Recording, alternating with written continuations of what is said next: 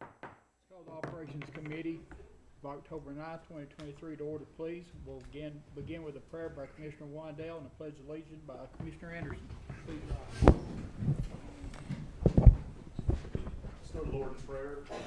Heavenly Father, we thank you for this evening that you've given us tonight to discuss the county's business, to meet and discuss business and challenges that may be before us. But Lord, we ask for your grace as we take on these issues. We ask that we do the best we can with your will. And Lord, we just thank you for everyone for being here. And we thank you for the times that you allow us to have you in our hearts and our minds to carry forward in your good name. In Jesus' name we pray. Amen. Amen.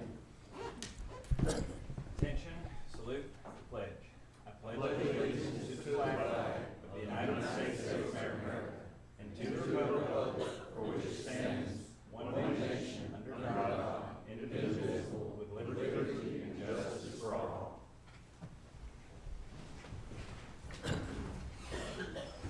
Thank you. Next is the appearance of citizens for anyone that has something that's not on the agenda. And as we go forward, the rules of this committee is always address the chairman. There's no personal attacks, and we'll all be fine. Next is, do we have, no wants to come up and speak? All right.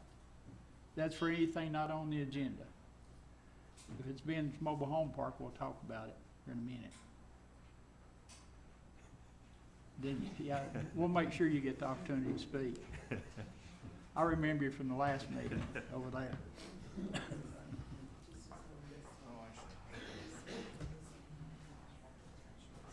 Next is the election of chairman and vice chairman. Mr. Chairman, I'd like to nominate Tim Isbell for chairman. Second. Got a motion and a second. Any other nominations? I make a motion that the nomination cease and elect by acclamation. Second. Thank you very much. Very humble and appreciate it so much. Thank you. Next is vice chairman. Vote on that first? Huh? Vote it back. Yep. All in favor? Yeah. Aye. Any opposed? Motion passes. Make a nomination for Denise Palmer as vice chair. Second. Got a motion and a second. Any other nominations? Seeing none? I was going to move to Yep. cease nominations and elect Commissioner Palmer by acclamation. All right, do we have a second? for that? Second. All in favor? Aye. Congratulations, Vice Chairman. Thank you. And if anybody needs to text anything, always text it to the Vice Chairman. She's responsible for the Absolutely. volume. Yeah. They're not speaking into the microphone. Right, yeah. Yeah, because. All right, next is the updates on Pine Meadows Ben's Trailer Park by Mayor Frank and Jay. Oh, yeah, let's do it. I'm sorry. Didn't even know it. Approval of agenda.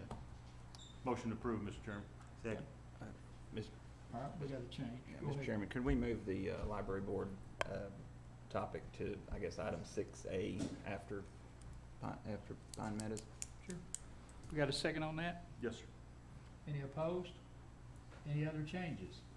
All in favor? Aye. Motion passes. Mr. Chairman, I apologize. I did have something to add, but I can add it under old business. It was our motions from the Animal Care Advisory Committee. We didn't get those in time. We met after the deadline for the agenda, but we'd like to get those on the minutes so we can address those sometime. Have you got people here for that? Yes, and I would like for them, I don't want them sitting here all evening. Yeah. There is some folks here, I believe. Raise your hands if you're here for their animal care. We got one out there. You want to move it to 6B? Sure, that'd be great. Thank you for. Is that okay with everybody moving to 6B?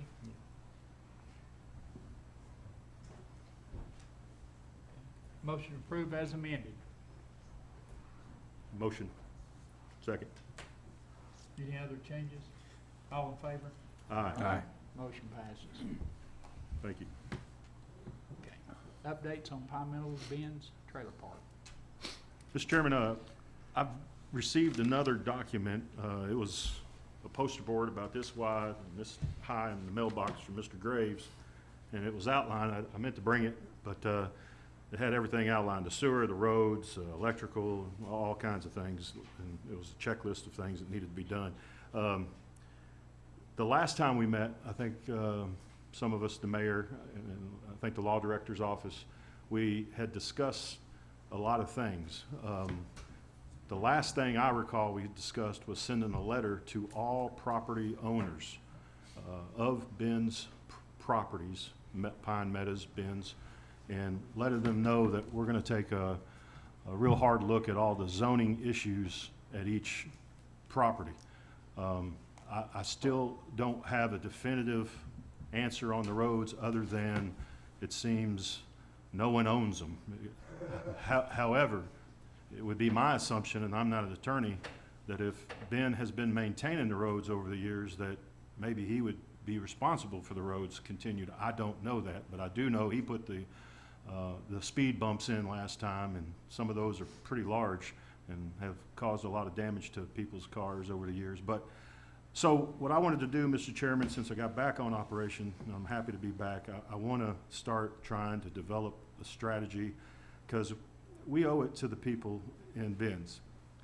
Regardless of who they are, what they do, they pay taxes. And to tell them there's nothing we can do, to me, isn't a good enough answer.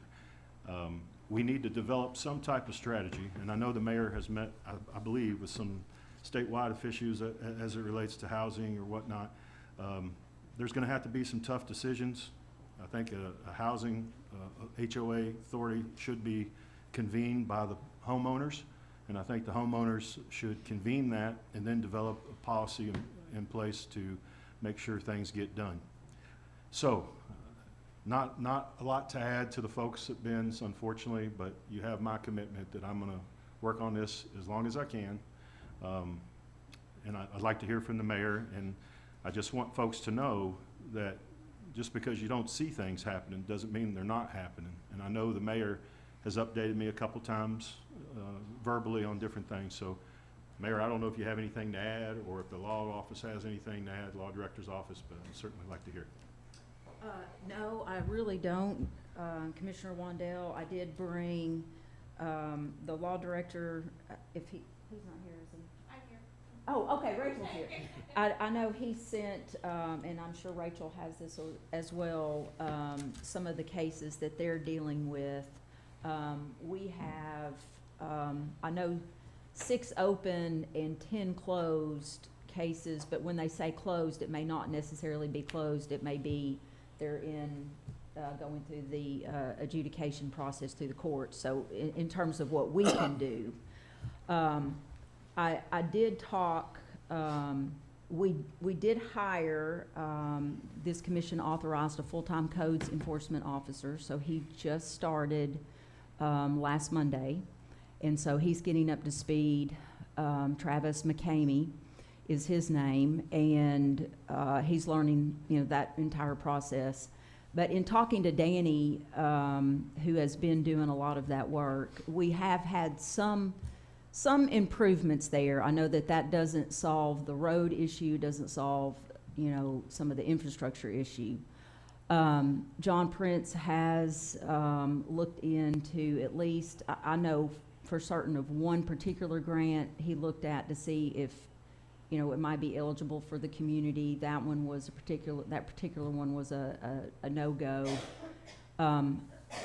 Commissioner Wandell, I know neither of us are attorneys, but the folks in that subdivision having a HOA does give them standing to address, especially when the law director's office put together a list of all the owners. Rachel did that. She pulled deeds, she tracked folks down, and you do have one party that owns, a lot of lots in there. Other than that, I have met, looking at different things, the great what ifs. What if some of the infrastructure fails to a point that it becomes an imminent threat or danger to the folks that are living there? What would happen to the many homeowners that live there? And there are programs that are available where HUD can assist and So we're looking at that, like a relocation, to another place, that would be, not in a hazardous threat environment. One of the other things I did look at is, working with the Sheriff's Department. We pulled the, government response, not zoning, but emergency personnel. How, what's going on there? EMS calls, Sheriff's Department, and the purpose isn't, to look at, okay, this particular address has a lot of EMS calls. Well, there's, someone there with medical issues. But what about a repeat offender for drug violations and drug seizure, or wanted person, or someone wanted for burglary? And so we went back to 2015, we have 2,887 cases. And so I'm working on, it's just slow going with all the other responsibilities, working on kind of trying to get a handle on, we know there are folks that are living in there trying to live peaceful lives, and then maybe there's a absentee landlord somewhere, and we have a particular home that is constantly the subject of an overdose, or a child abuse allegation, or drug seizures. Then maybe we need to look at something else for that particular address than just codes and zoning violation. So we're trying to, I guess, do the best we can. There is a more concerted look at things in the planning office, because one of the things about we learned from that CEC study that those lots are non-conforming as in terms of our zoning regs. They were all put in place prior to Anderson County adopting our zoning resolution. So some of these lots, if they don't, if something happens like a fire, and if they do not rebuild within a certain window of time, then it's ruled a non-conforming. So some of that is a slow process, but it does give other people the opportunity who might have an interest in investing in that community. Thank you, Mayor. Would you be open to the idea, did I recall correctly, we were gonna send a letter out, or I thought we was gonna have a letter sent to all the homeowners and kind of lay out some of the things you just said. Recommend that they form a HOA, here's some options. And then also inform each property owner that Anderson County is gonna be reviewing and getting things up to speed to have these properties meet current county standards. Do you recall that, or is that something you'd be open to? I'm very open to it, and I don't recall it, but that doesn't, every year I get older, my memory gets worse. So it's very possible that. I'm certainly not saying you said this, but we all met, and I went off into another committee, and I kind of got disengaged, but I would like to, if it's okay with you, make a motion that we allow the mayor and the law director's office to form a letter and direct it to all property owners of Ben's mobile home, Pine Meadows, to begin the process so they can be informed that we are starting the action, and also in that letter recommend HOA. That would be my motion. Would you have anything you'd like to add to it, Mayor? No, I can just work with the law director's office on any, rules, regs, advice that we could give to the folks in the community. Yep. So that would be my motion, and I just want the folks here to know that this doesn't mean it stops, okay? This will be the first part to get it moving, get the letters out to all the homeowners. People that don't live here, that are in other states, they will be getting the letter, and they will be notified of where we're at and what our plans are. So that's my motion. Second. The motion second by Commissioner McKamey. Any discussion on the motion?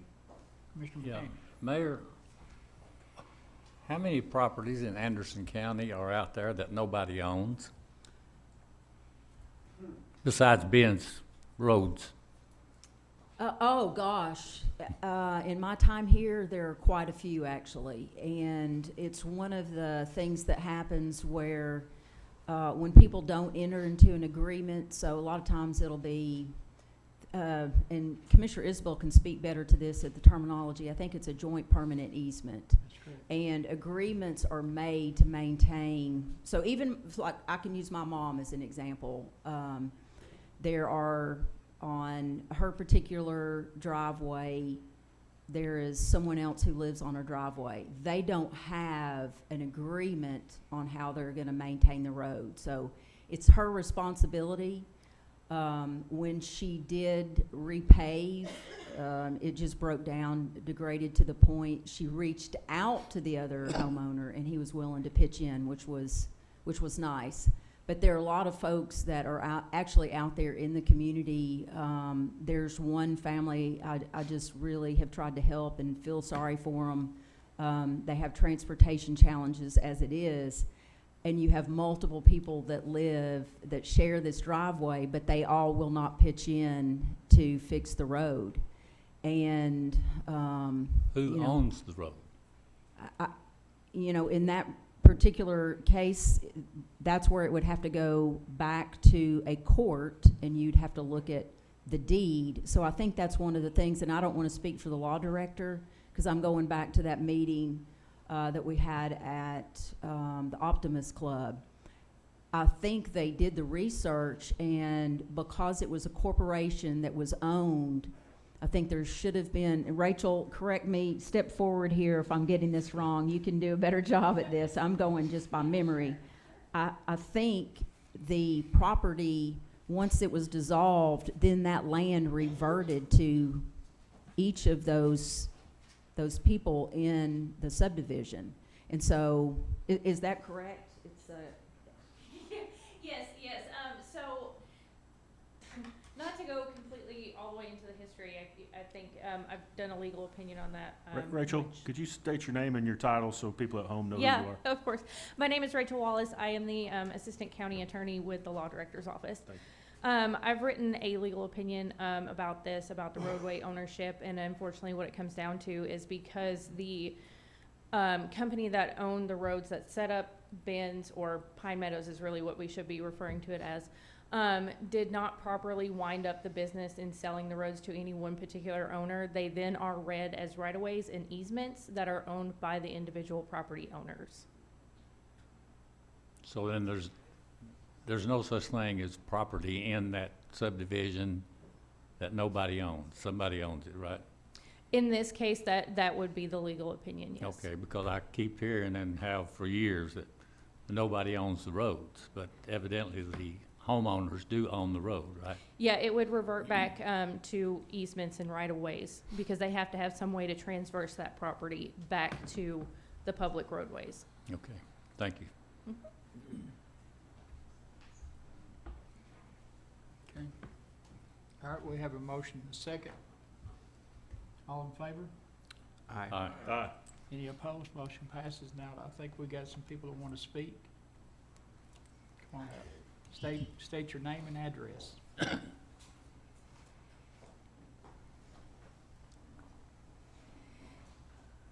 My name's Karen Murkowski, and I live at 105 Royal Street in, thank you, sorry. In Ben's Mobile Home Park. I get to see all the law coming in and everything, 'cause my yard's right there. I have gotten a hold of the state. They said there ain't much that can be do. We have been asked for either a caution light to be put there or something to slow these cars down. I was almost hit by a car yesterday because they were coming this way from Oak Ridge towards Clinton Highway, and they just hurried up and pulled into the road there at the entrance, and she almost hit me.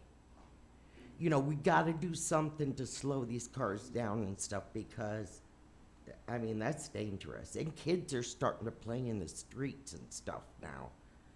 You know, I mean, we need to be able to protect the people that live there as far as this speed is concerned.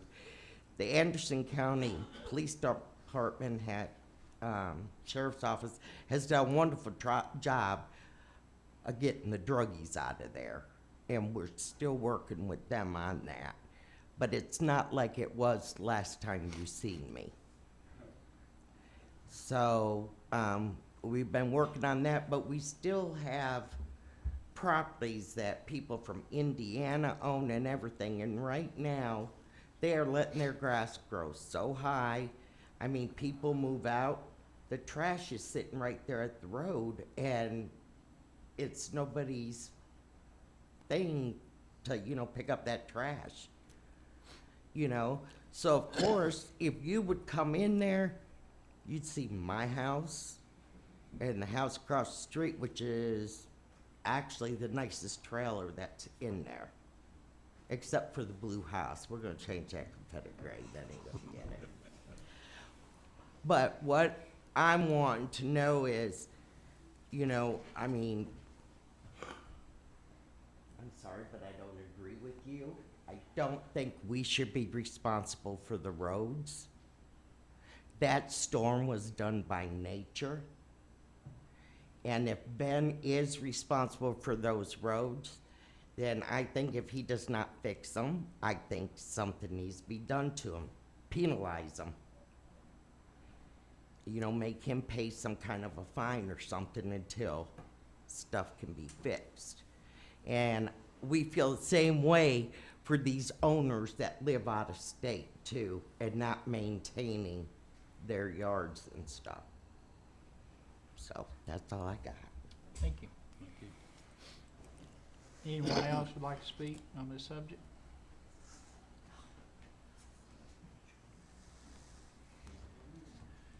Anything else with Ben's? Oh, okay, I'm sorry. Name and address? My name is Doug Darby. My address is 164 Queen Street in Pine Meadows subdivision. We have several issues down there, and they're being resolved every day. Drugs have been, primarily heroin, has been a major issue there for many years. Last year, well, not last year, within the last year, from August 31st of this year to August 31st of last year, we have had 5 overdose deaths and several other overdoses that the individuals have survived. My problem is that it takes 15 minutes for any sheriff's deputy to arrive on a 911 call to Pine Meadows subdivision. This is not acceptable. Last April, my niece spent 15 minutes giving a girl CPR while we waited for a sheriff's deputy to show up. I can almost drive from one end of the county to the other in 15 minutes. I know we've got deputies closer than this. I don't know if the problem is from the 911 operators, that they're not issuing the call immediately. I'm quite well aware of the public's opinion of that area. 2 years ago, on the Anderson County Crime Watch billboard on Facebook, there was an incident in Ben's, and one person commented that nothing ever comes of any good from Pine Meadows. Another person posted that the best thing that could happen is for that place to get bulldozed over and buried with everyone in it. Now, I'm sorry, but there is nothing more precious in this universe than human life. My Messiah died for it. I will not accept this. We need better, quicker responses to 911 calls. Just because we are a ghetto doesn't mean that we are any less human. That's my biggest problem right now. Everything else I realize you folks are working on, and we're patient. We've waited this long for street repairs, another 6 months to a year, whatever, however long it takes you folks to get it, to get things done in there. We can be patient and wait, but human life, people, is far more valuable than anything, more valuable than our amenities in there. I'll do without them if it takes getting quicker responses to our emergency calls. Thank you, That's all I Mr. have Allen. to say. Commissioner Allen? Sir? Yes. Yeah. How long have you been living there? I have lived there for 10 years. Well, it'll be 10 years this coming December. Thank you. Anyone else before we move on? Seeing next is Mayor Frank with Library Board. And Mr. Chairman, if it's okay, regarding the traffic light, I think Commissioner Wandell, you were on the phone call when we were meeting with TDOT virtually to discuss safety in that particular area. And we did raise that as a concern, and I do believe that some type of traffic signalization was incorporated into their plan. I'm not exactly sure of the exact location. But that project is set to start, I guess, the right-of-way phase pretty soon. So I can follow back up and report back to this committee on that traffic signalization. Traffic counter down there, you know, that you run over? Seems to me like I saw one. Well, there's one at the intersection, but I think they're asking one, like, yes, Yeah. kind of. Okay, on the library, I don't have an action item on here. What I wanted to do was apprise you really of kind of my plan of action. So there seems to be a misunderstanding or misinformation regarding Anderson County and the libraries in Anderson County, and that is that we run an Anderson County library system. Anderson County actually owns only one library, and that's the Briceville Library. The library system operates on a couple of levels. One, the libraries are part of a regional library system. And the region is basically established by the state of Tennessee. If you pull it up on the Tennessee Library website, the archives website, you'll see they've got it color-coded. The other thing that can happen legally under statute is called a joint operation. And our library board and our policy as a county has been to operate jointly Clinton, Rocky Top, Norris, and Anderson County, and operate jointly through the Anderson County Library Board. As folks have reached out about various issues over time, including COVID-19 was a big time when I had to explain to numerous people that Anderson County does not set the policy, the hours, the books that are in the library system. And folks could not understand that because they were looking at it, well, you're the Anderson County Library Board, you're Anderson County government. All of your businesses and courthouse and operations are open. Why isn't the library open? Because the library board controls that. Many people, I've sent up the chain to the state, and the state came back and said, no, that's a library board decision. So in looking at a lot of this, I reached out to the law director and have also tried to locate a record of the participation agreement between the cities and the county that basically sets up this library board. and is the basis for us jointly cooperating to run a system. And on this side of the house, Anderson County can't locate any such document. So I just wanted to apprise you that I'm going to reach out to the cities and see. It doesn't mean it doesn't exist. It may just be that one of the cities has it and Anderson County has it, or, you know, has lost it, or it's not easily accessible in the record. One of the other things that is happening is why this joint participation agreement is important is because Anderson County is serving as the fiscal agent for all of the libraries. And when I say all of the libraries, I just mean Rocky Top, Norris, Anderson County, and Clinton. Oak Ridge is their own. And by serving as fiscal agent, we are receiving a contribution from the cities, and then we're taking the liability, the responsibility, the governance, the staff to process, maintain the books, to run all of the financial operations regarding the libraries.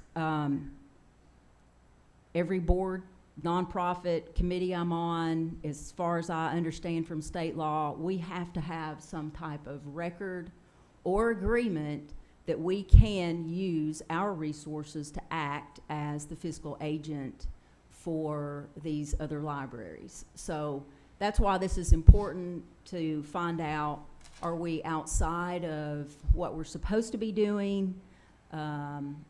And that's what I'm looking for, is this joint agreement, joint participation agreement, and then also if it spells out that we're going to serve as the fiscal agent.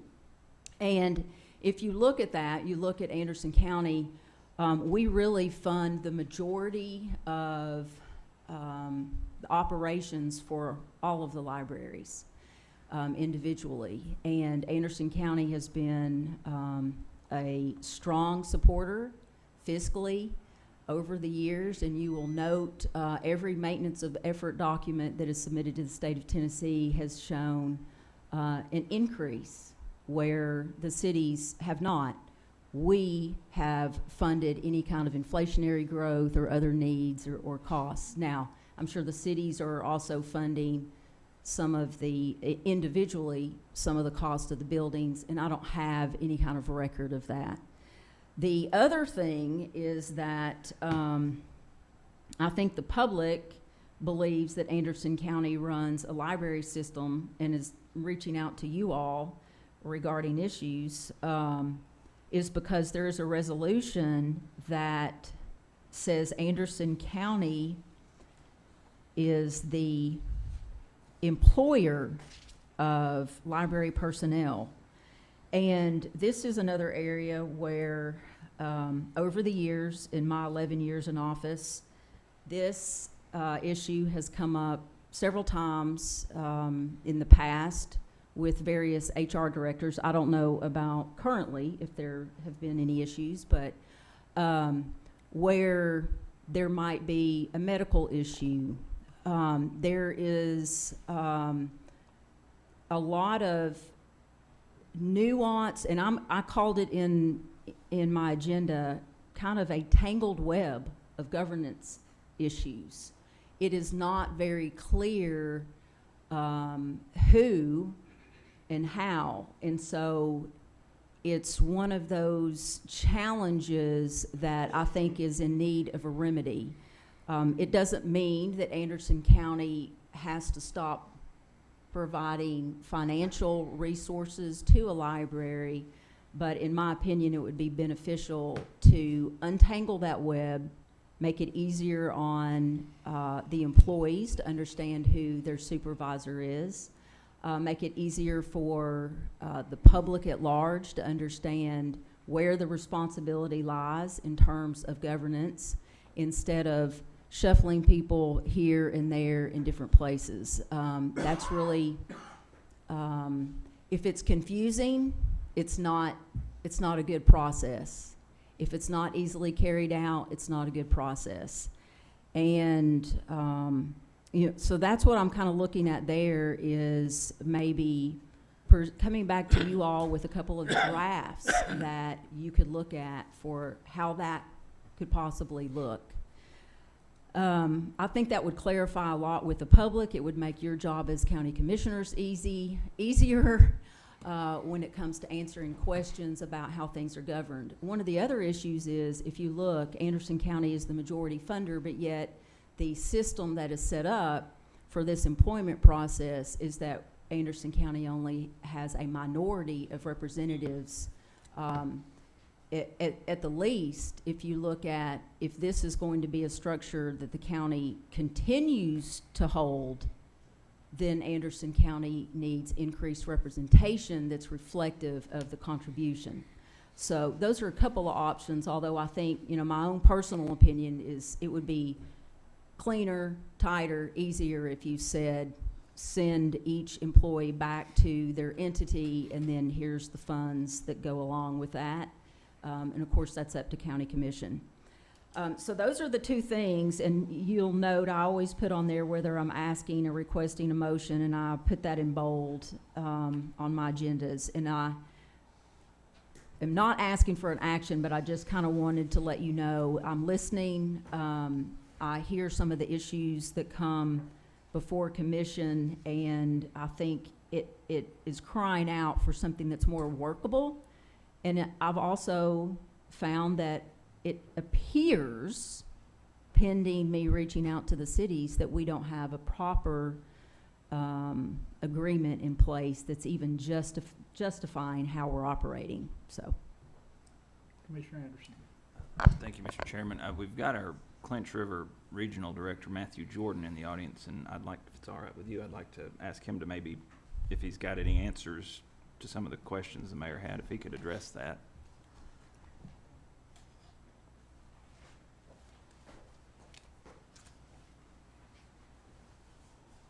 State your name and title, please, for the public. I am Matthew Jordan. I'm the Clinch River Regional Library Director. My office is across the street over here. Some of you have come by to visit before. We're a state agency that provides technical services and support and consultation to the 9 counties in our region, and that includes Anderson County. And it just happens that we happen to be in Anderson County, serving those 9 counties. My understanding,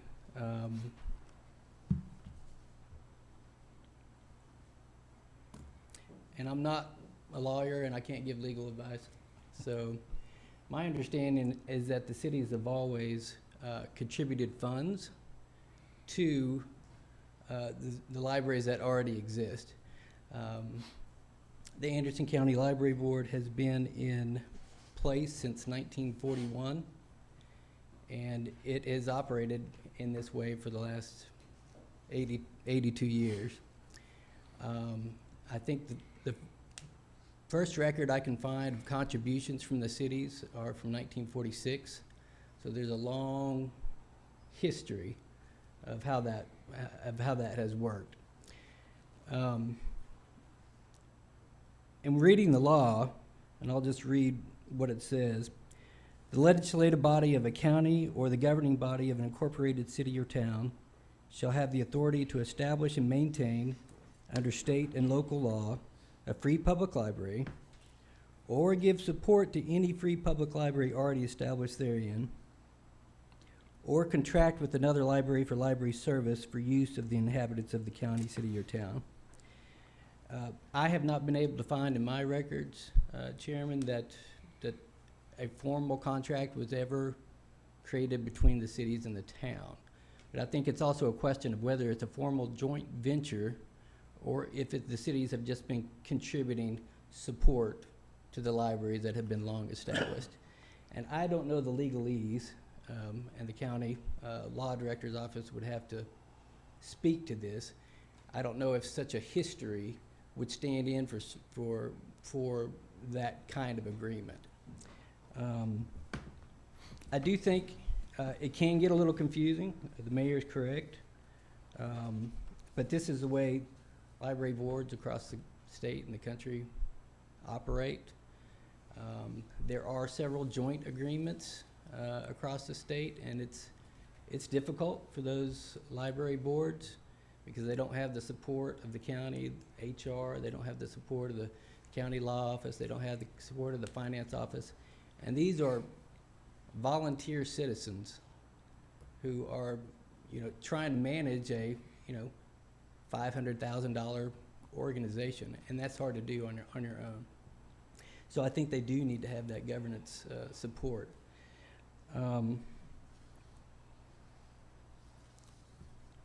I think some of the questions that arise, if you were to put it back to the cities, for example, is you would have to have 3 or 4 library boards, and that's finding 21 or 28 citizens to serve on these boards. What would happen to the current board members and current staff? I already mentioned the designation of county employment provides many protections. Would the libraries have similar resources to the cities, or would those diminish? Would, as city employees, library staff lose salary levels and or benefits available to them that other county employees receive? Would that affect the library's ability to retain and attract quality, dedicated employees? Would breaking up the 7-decade-old county board system create fractures that would negatively affect the health of the libraries overall in ways that we can't even see? I'm not sure. I can't look into the future to see what that looks like. Would it prompt cities to possibly close their libraries? I don't know. It's a consideration, though. With the issues that are facing the libraries and the library board now, would that diminish those issues, or would it just multiply them? It could confuse residents, as system-wide policies would invariably individuate. A lot of citizens go to multiple libraries, and when they get different policies from different libraries, they get confused. Bryceville doesn't have an incorporated town, so who would govern it if it became city library boards?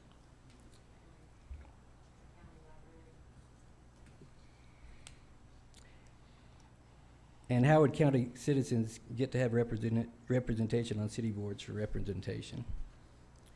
So those are just some of the questions I think the commission needs to consider when considering the mayor's suggestions.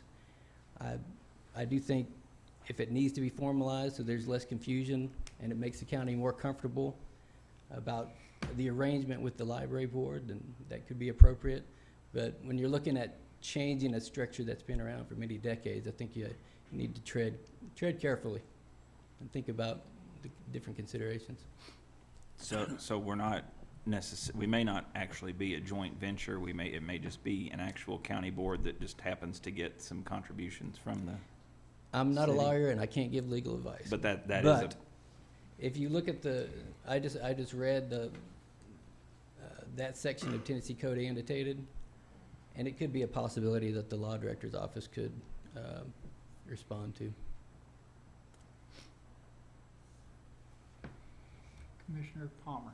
I have some questions, if you don't mind. Okay. I have here that the regional library system provides these services. Professional consulting and technical assistance to the library boards and staff. Could you elaborate on what a professional consulting and technical assistance might entail? Well, that's basically advice from me, which most of the time is welcome, but occasionally it's not. But I get every question under the sun, whether it comes from library collections or management or hiring a new director. Every question that comes along, I can sometimes field or point to the right source or point you back to the county department that needs to handle that.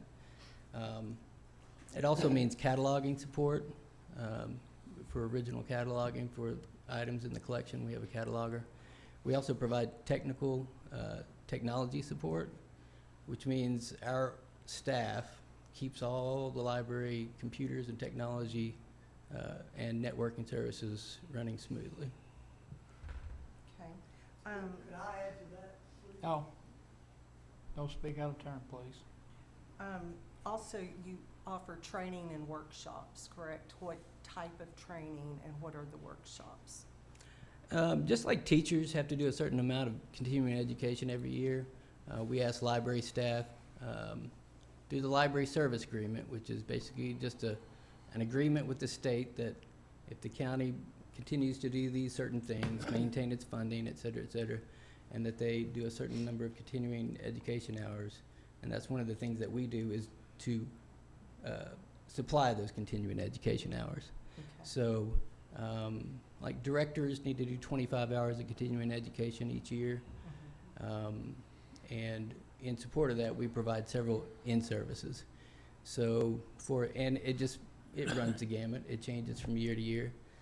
Okay. Like we do a summer reading program conference that's next year. And that's a big thing for libraries, is doing their summer reading programs in between the school years to help with that summer slide. Next week, next week last month we had library safety and security by a professional consultant, and then next week we have digital literacy and health resources for the community, for the library. So it changes. Okay. And then I think there were some figures that they said that you would be able to provide the current amount of materials allocation funding administered through the regional library system to Anderson County. Do you have that number? It says that Matthew can provide that. That was materials funds? Material allocation funding. Okay, and that's for all the things that go in the library, books, Okay. DVDs, everything else like that. The grand total for Anderson County from the state is $20,992 and 66 cents. This year. That's this current year, yeah.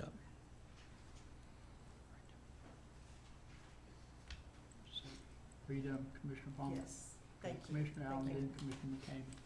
Thank you. I have a question for the mayor, if I can have her come up, please. Thank you, Matthew. Thanks, Commissioner.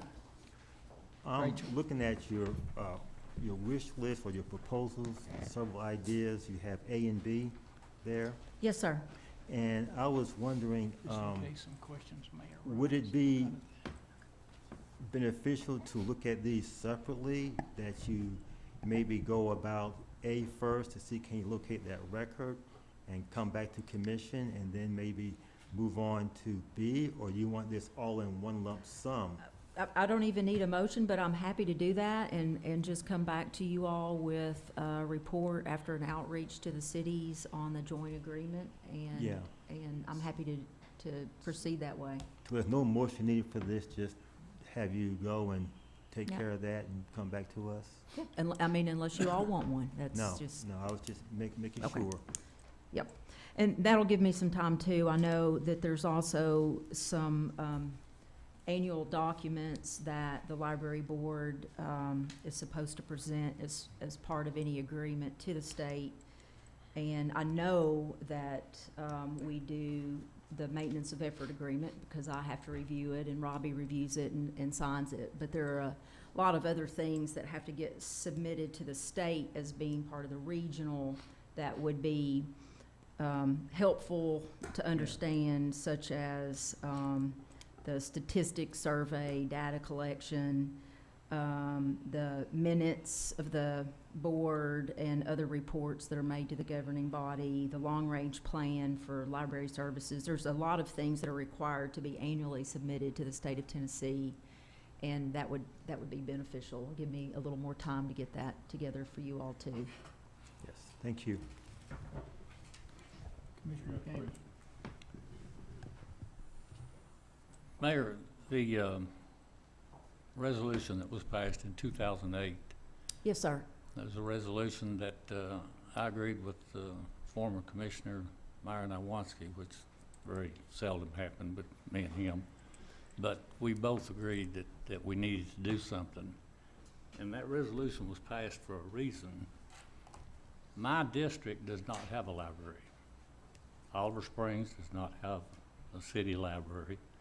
It's not part of the regional system. It become a part of the regional system when we went to the regional system, but it's never had a city. I don't think any city, any of the three, could afford to operate the library the way it needs to be operated, and I think the county's gonna have to fund it.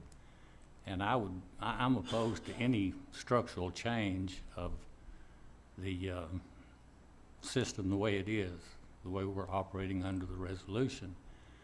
But I think we do need to add to it the funding agreement. And that's something that I wish that the law director would work on, is getting us that resolution and including in the resolution that we have already passed back in 2008, you know, do the funding part and get the cities to buy in on it. But I would be opposed to any structural change. I think they need to remain county employees, and I'll vote against any change other than that. But I do think that we need, you know, some kind of an agreement with the cities. It's not just when and if they want to. But, Sure. it's my understanding that Oak Ridge charges county residents to use their library, and if we went to the cities, and the city of Lake City or Rocky Top, excuse me, Isabel, if they start charging, my district is left out. We don't have a library. I guess we could drive all the way from Oliver Springs to Riceville and use that library since it is a county library, but you know, my district doesn't have one, so I'm very much in maintaining the regional library system like we have now under the agreement that we had for the resolution 2008. And I totally respect your opinion, Commissioner McCamey, and I want to be clear because there was some misinformation that was put out both verbally and in email that I was trying to withdraw us from the regional library system. That is not even in my agenda packet. It hasn't been mentioned. I have not been in support of withdrawing us from the regional library system. However, I do think, and I will, you know, make this argument going forward, that the employment structure currently doesn't work. And you can definitely still support I will say, as an example, the Clinton Library with a monetary contribution that would allow them to employ their personnel. But as we're operating right now, we're taxing everyone in this county for these libraries. We're not making a contribution to the city of Oak Ridge, as an example. We're only making a contribution to Norris, Rocky Top, Clinton, and then we're funding the Riceville Library. It makes sense to me to have the employment for our county library that we helped build and that we fund and the schools help take care of, and we would still maintain that employment relationship with that staff. And what I would envision and what I'll be advocating for would be the city employs their staff. And you look at some of, again, we can make a contribution like we make contributions for other things. And I think all of the commission know I've come up here many times and lobbied for partnership efforts with our city partners, whether it's the Oak Ridge Fire Training Facility or paving at the industrial park. I mean, it's not about not giving funds to a municipality, but when you look at some of the issues that have come to you all recently, as an example, you have, I haven't been going to the library board meetings, but when you have things like the minutes aren't timely produced, when you have the law director making recommendations and some libraries accept the recommendation and some don't, my job as the county mayor ultimately, even though I'm all about partnership with the cities, is to represent the interests of the county and protect the county from liability. And what I am hearing are the law director giving advice and counsel, some take it, some don't. Then what happens if there is a lawsuit? At that point, we get into some of the issues such as rules of professional conduct. Does he become a witness at that point? Where he says, well, I advised them, two did, two didn't. Then who represents the county? Are we hiring outside counsel? You know, those are the things that I'm looking at as I'm raising these issues. And it doesn't mean that we can't support them and support a commitment to maintaining that regional level participation and commitment, financial commitment. It's just untangling the governance web that puts the county in a position of accepting liability for things that we really don't have any control over. So that's all just to kind of clarify the intent there. It's not to harm those operations. I understand. Commissioner Allen? No, I think Commissioner. Oh, Commissioner Barron. Yeah.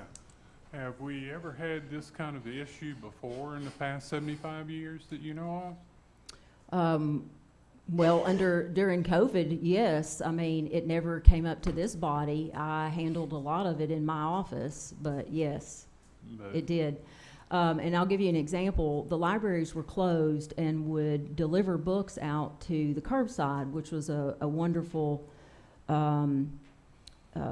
strategy. However, lots of folks in our community do not have the financial resources to be able to access the internet. And our libraries were to serve as that access point, and those were the people that I had contacting me. And they were not able to get into the library. And so I'm sure some commissioners got calls. My office was worn out by it. And so, yes, it has been an issue. And the citizenry believed, well, you're funding everything. They're your employees, and that's the Anderson County Library Board. Why can't you do something?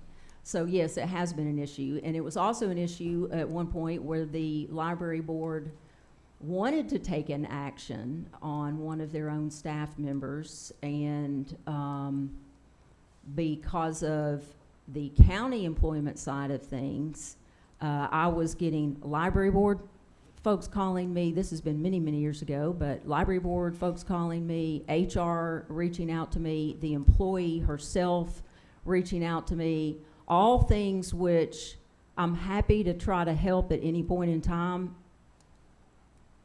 but I'm not over the library. The county's not over the library. And so it does rear its head. And I guess I'm just the first to kind of step forward and say, maybe it's time to, just because it's always been so doesn't mean it should stay so forever.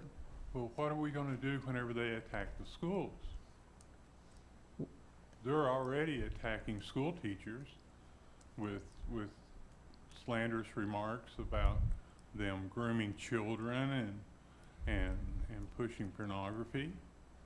Well, I'm not addressing that issue. What I'm addressing is a misperception that Anderson County and this Board of Commission has authority over the libraries when we do not.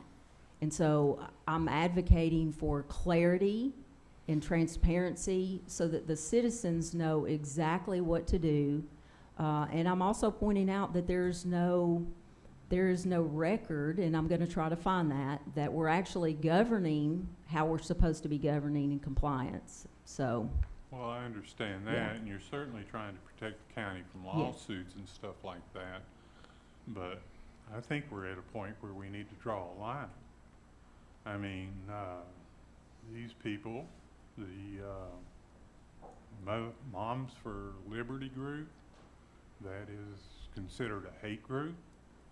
They're a white nationalist group, and they're attacking a segment of our community and discriminate against them. And it's going all the way up to the state, where the state has passed laws against health care for them, against the AMA advice and the American Psychiatry. These people deserve understanding and help and health care and rights just like everybody else. I mean, I've been fighting discrimination since the 60s, but yet I got accused of wanting to be a slave owner. We've been called names. The library board has been called names. Teachers have been called names and accused of things. And I think it's time to stop. If we're going to bow down, change the library board and everything like that, because some accommodation to protect the county, I think that's going too far. I think we need to stand up and say, these books have been reviewed. These books pass muster. Everybody knows it. We've spent money for it. So it's not about tax dollars. We've spent thousands of tax dollars going over this and taking up a lot of the commission's time over a pile of junk that was given to us is just pure propaganda. You know, they raised the amount of hate in our county. Now, the LGBTQ community nationwide is being attacked physically in bars. Armed groups have shown up at drag shows, and either Anderson County is accepting and caring for all its citizens, or it's discriminating against them. And I think we need to stand up and say, we're going to protect our library board. We're going to protect our teachers. We're not going to allow this to come to Anderson County, you know? And if you're going to make changes to the library board so that they can win, then I'm going to oppose it. And you've made an enemy for life, because it cuts me right down to my core. I don't believe in discrimination, and I'll fight it as long as I live. And you can tell by the stack of books, the literature that they passed out, this is not about the books. This is about discrimination against the LGBTQ community. Mr. Chairman, I'm sorry. I know, we need to stay on point, because we're not discussing the books right now, we're discussing the employment.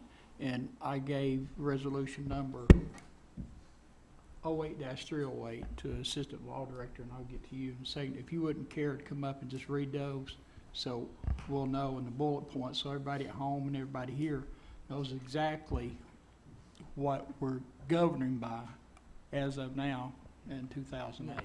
And Mr. Chairman, if I may respond, and I respect Commissioner Barron, and I respect his very heartfelt opinions and positions, as I do each and every one of you, even when I don't agree. And even if I disagree with him, he's not ever going to be my enemy for life. But this has nothing to do with discrimination. And people in the audience can laugh all they want. People hold various strongly held beliefs. I have my own strongly held beliefs, and if we want to put those on the agenda, we can. What I'm talking about, I did not put books in here. I did not put a discussion about the state legislature and legislation that they have passed. And I did not interrupt Commissioner Barron for him to make those comments. But this is not about discrimination. I agree, and I even asked the chairman of the library board if we was going to discuss the books tonight. He didn't think any of that was on the agenda. Rachel, would you mind reading that, then we'll go to Commissioner Palmer? Oh, sure. You want me to read the resolution okay. Please. All right, sure. I Whereas think there's, you can answer a lot of questions from just, I know that the people in the audience, the people at home don't have this resolution in front of them. Just Mr. Chairman, Yeah. point of clarification, this is the current resolution we run by. Since 2008, Okay, yes. thank you, thank you. Yes. Go ahead. Yeah, so this is resolution number 08308, a resolution to clarify, declare, and affirm the employment status of Anderson County Library Board employees. Whereas the Anderson County Board of Commissioners desires to clarify the employment status of library board employees by declaring that henceforth they shall be considered Anderson County government employees, and whereas all library board employees shall be offered the same employment benefits and privileges offered to other Anderson County employees of the same status, and whereas pursuant to Tennessee Code Annotated Section 10.3.104, the board has the power to direct all the affairs of the library, including appointment of the librarian, who shall direct the internal affairs of the library and such assistants or employees as may be necessary. The various library employees will retain under the supervision and direction of the library board.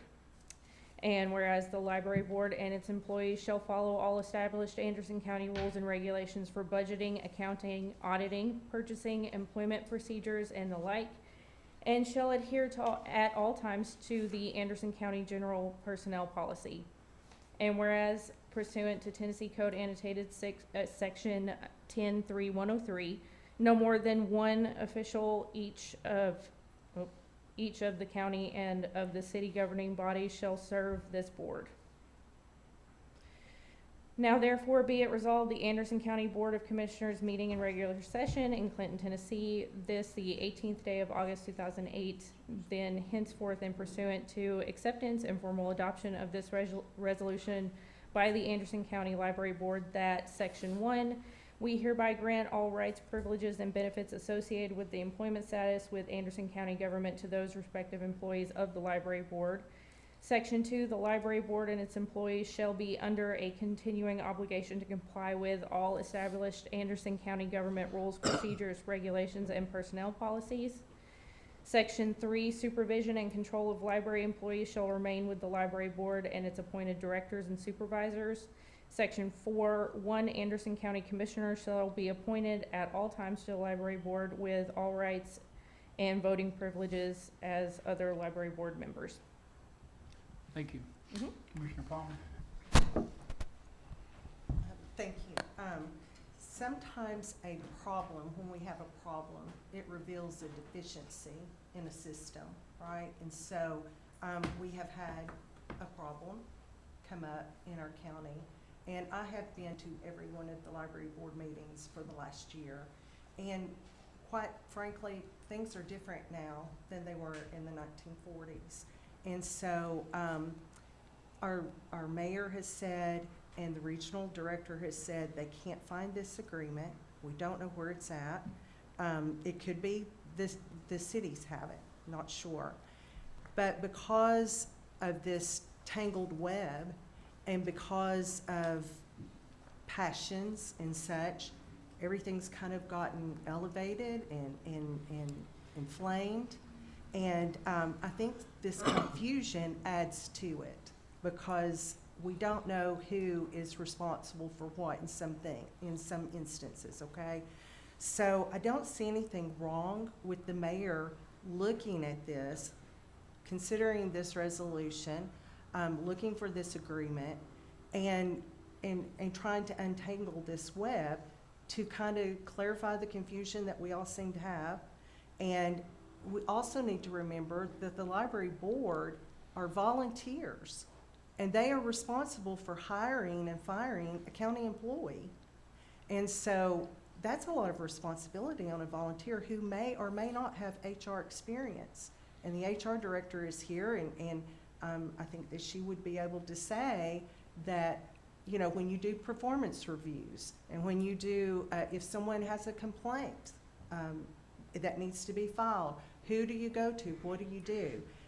Searching through the minutes, trying to find the answers to some of these questions and to find this, it's just not there. You can't find the answers to these questions.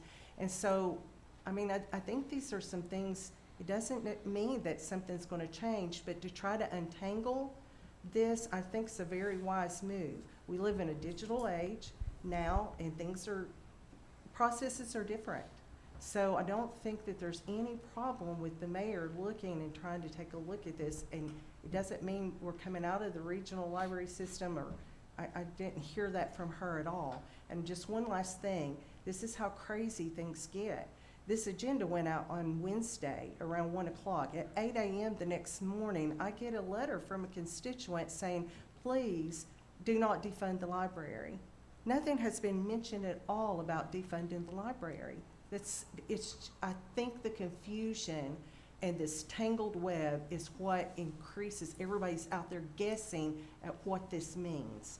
And I don't think there's anything wrong with the mayor looking and trying to make some sense out of some of these things that don't make sense. Thank you. Commissioner Allen? Yeah, thank you, Mr. Chairman. Things are somewhat confused. I just have two questions. Who does the librarians report to? Is there a head librarian that they actually report to?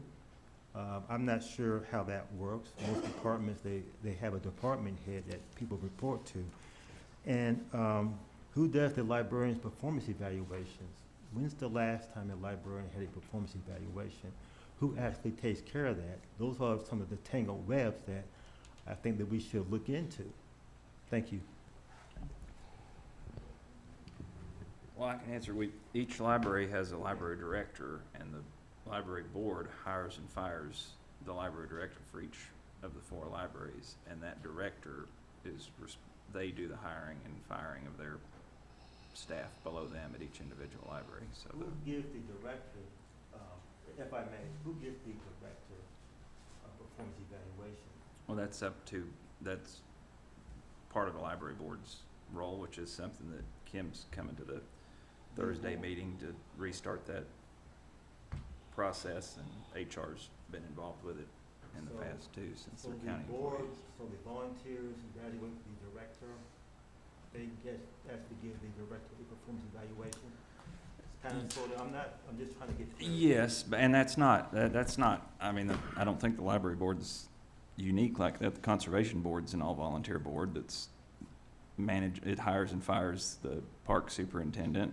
And gives the park superintendent an evaluation? Well, he's a county employee. Does HR do that?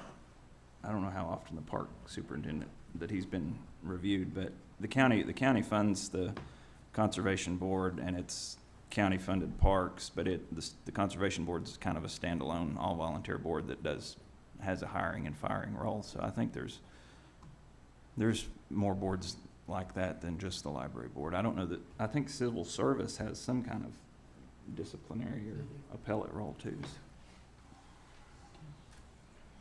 This is part of the tangled web that we have to unwind, so. We'll get to that point. We've Yeah. made progress, and then I'm gonna listen to Mr. Mariner, then we'll move on.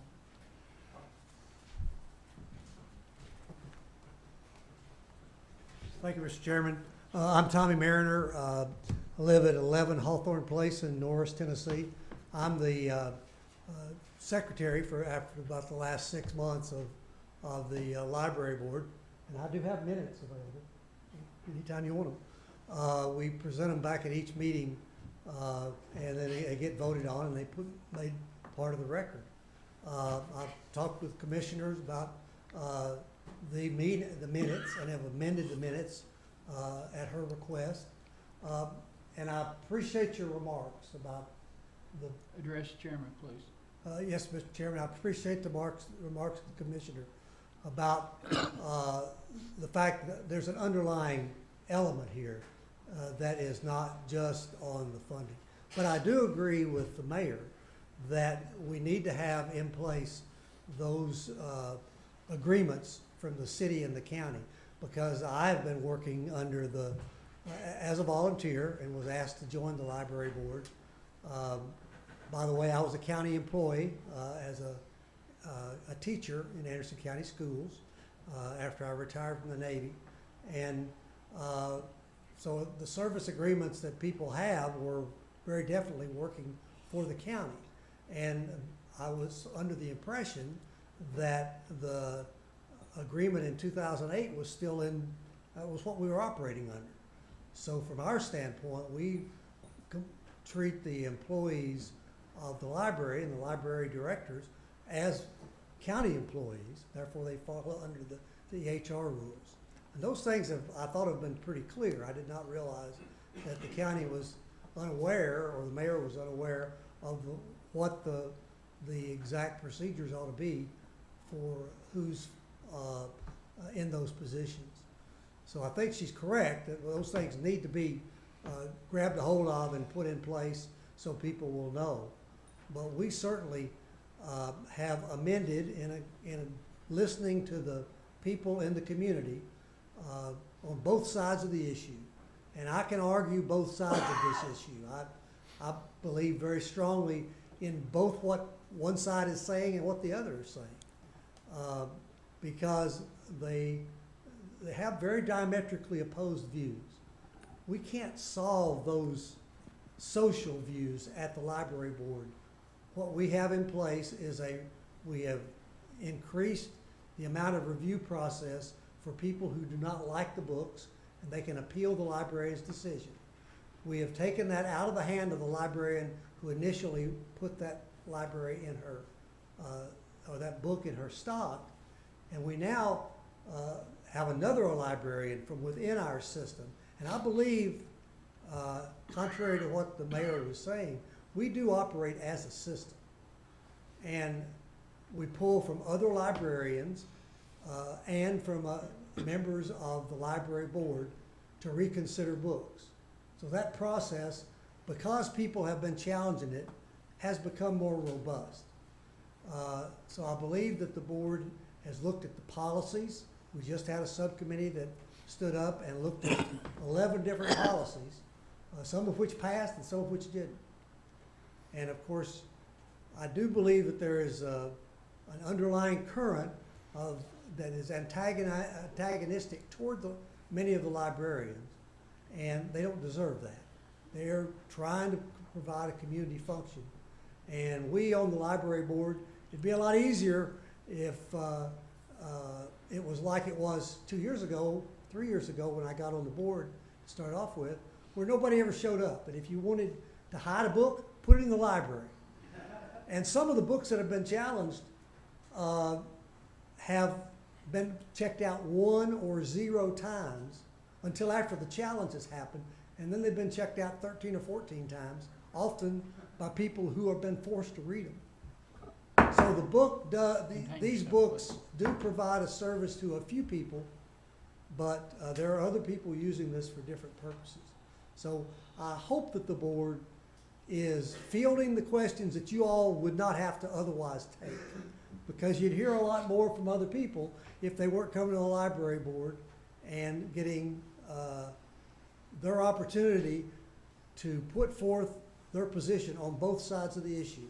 I've heard from over, and I've documented it in the minutes, over 200 people have spoken and over 600 people have attended our meetings over the last 6 months. So there's a lot of people that have come forward, and we know a lot more than we used to about people's opinions about this issue. And I think the library board is doing a service for the board, for the commission, that y'all would have to field if you don't have that. I believe we should continue to operate as what I thought was a pretty good system. Okay, thank you. Any questions? I'd be glad to. No. Thank you. I think where we're missing a point is we wasn't here to talk about the books tonight. Let's talk about the financial aspect of the library and who that the employees are actually employee of Anderson County. And when the law director actually came up with a recommendation and it wasn't followed by the county employees, that's when the mayor wanted to look to see what would happen. What's the financial aspect? Who's responsible? What happens now? And I think that's what she mentioned about if there was a lawsuit. Hopefully there's not. Well, just to clarify on that, there hasn't been a recommendation that wasn't followed by the law director. The recommendation was for a restricted section if we have a book that's deemed obscene, which right now we don't have any books in our system that meant that. So he's saying if we had pornography, it would need to be restricted, but the books in question had already been looked at by the sheriff and the DA, so we didn't feel like we had anything that warranted being in that restricted section. But otherwise, we pretty much adopted everything I think that Jay recommended, pretty much verbatim. Anything else from commissioners? Commissioner Wandale. Thank you, Mr. Chairman. You know, this issue's been going on quite some time, and I understand, as the mayor said, or someone said, both sides. And I know we're not here to talk about books tonight, but kind of is the reason all this discussion's happening, Yeah. regardless what anybody says. You know, the thing that makes this county great is the ability for each one of us to work together, discuss our differences, and come up with a solution. But the thing that's really been bothering me the last year is we've gotten away from that, and we've turned to very divisive, hatred type of discussions. I'm going to say this. I'm very upset and appalled that someone at this table would challenge a teacher in our county. Out of order, wrong, no matter what a book says, what it looks like, you do not ever challenge a teacher in my world. Our teachers are underpaid, underappreciated, and I'll be damned, yes, I cussed, because I'm upset about it. I'll be damned if we're going to sit around this table, get behind these little computers, and challenge people that teach our kids. I'm proud of every damn teacher we have. And I hope our HR will step up the next time any of us get out of line, that you'll call some people out. I've had enough of it. I'm just another commissioner. But I sat here for 13 years discussing bins. But you know what? We get a lot of attention when it's something that pulls us apart. So I would encourage all of us to get back to civil discussions. Work together. It's inappropriate for us to go around, not accusing anybody in this room, but to throw out Ziploc baggies with the very pictures you oppose. How can you do that? If my child had come out of the door and found that in my driveway, I agree with you 100%. I'll tell you what, that's crossing the line. So let me calm down. Glad I didn't have any coffee. I am proud of Secretary Trey Hargett and what he does. I respect the man. Perhaps they can change the laws and make it work for people. Maybe, I don't know. But I respect the man. I respect this man that showed up from the regional library. Deals with it every day. I respect our library board. I think we do have a system. I think the system is working. I think that there is movement on the library board to move the other one's way, if you want to call it that. There's been progress. Yes, but we seem to try to figure out different ways. So, to the mayor's request, and I apologize getting off track, and I apologize if I've offended anybody for cussing. But to the mayor's point, I agree with her, and I appreciate the mayor. She's bringing it to the table in a professional manner. She's protecting the county. I agree with my fellow commissioners that have made the comments. Mayor, you should go out and get the information you need. I'll be happy to make a motion for you to, I'll make a motion to allow the mayor to investigate to ensure that we have the proper documentation that allows us to have the employees. She may come out with another recommendation, and I'm happy to see that recommendation and review it. But at this particular time, I'm happy with the library board, and I have zero concerns with the way they run and how they operate.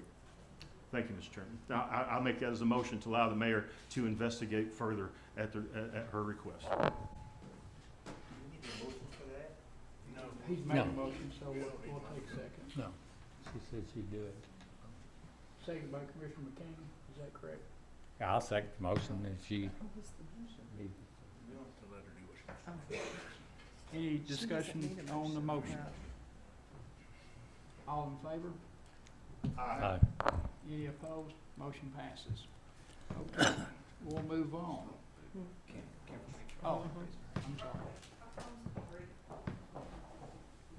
Thank you. For those of you who don't know me, my name is Kim Whitaker. I am the HR Director for Anderson County Government. I do want to say a couple of things. Thank you, Chairman Isbell, for the beginning words during the meeting.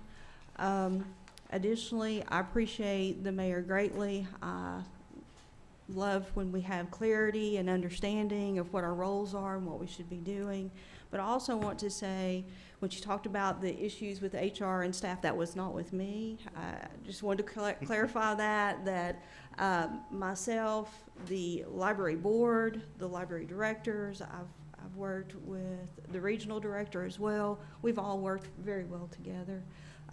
Like Chairman Wandell said, we all work together for the betterment of the county and the citizens, and that's been our goal.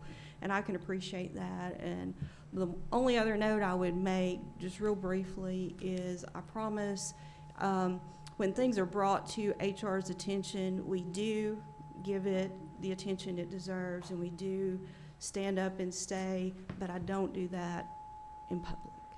Okay, thank you. Thank you. Mr. Chairman, I just want to say to Kim that I did not mean to interfere, that she doesn't, and I apologize if it came across that way. You do a lot for the county that goes unnoticed, and I thank you. Thank you. Well, the one thing that people have to understand, the reason why we're up here is we're here to support and do the will of the people that elect us. So sometimes when you get a little spirited, that's because you want to do the job. So I understand that. All right. Now let's move on. Protecting our community presentation. Mr. Chairman, we had a change on the Animal. agenda for animal. Oh, that's right. I That's apologize. 6B. 6B, I'm sorry. This is just be quick, Mr. Chairman. This is for the Animal Shelter Advisory Committee.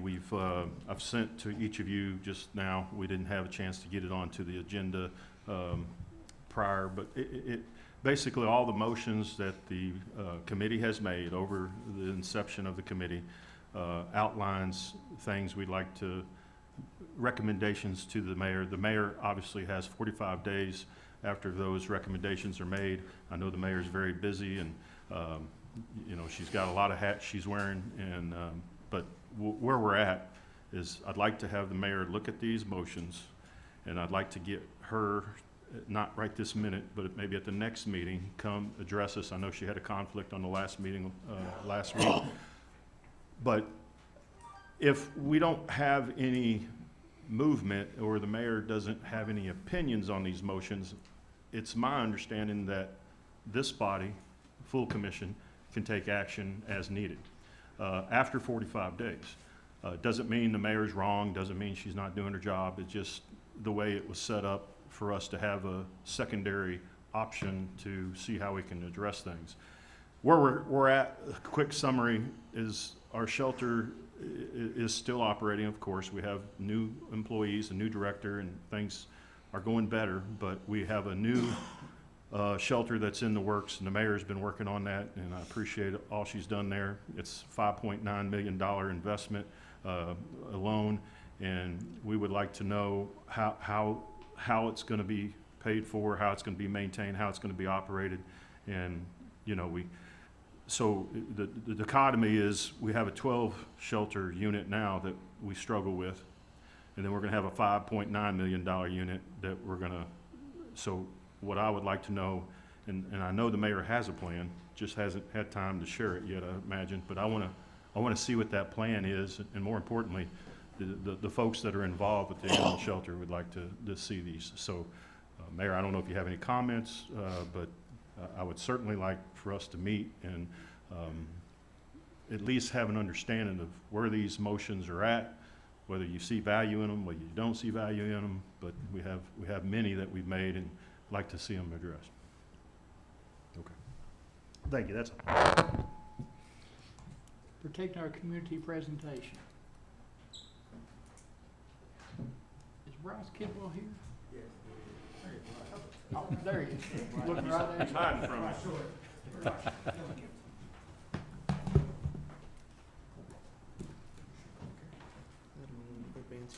Before we get started, does anybody need a break? Yeah, let's. Some of the older people like me that may need a quick break, so let's take 5 minutes. 10.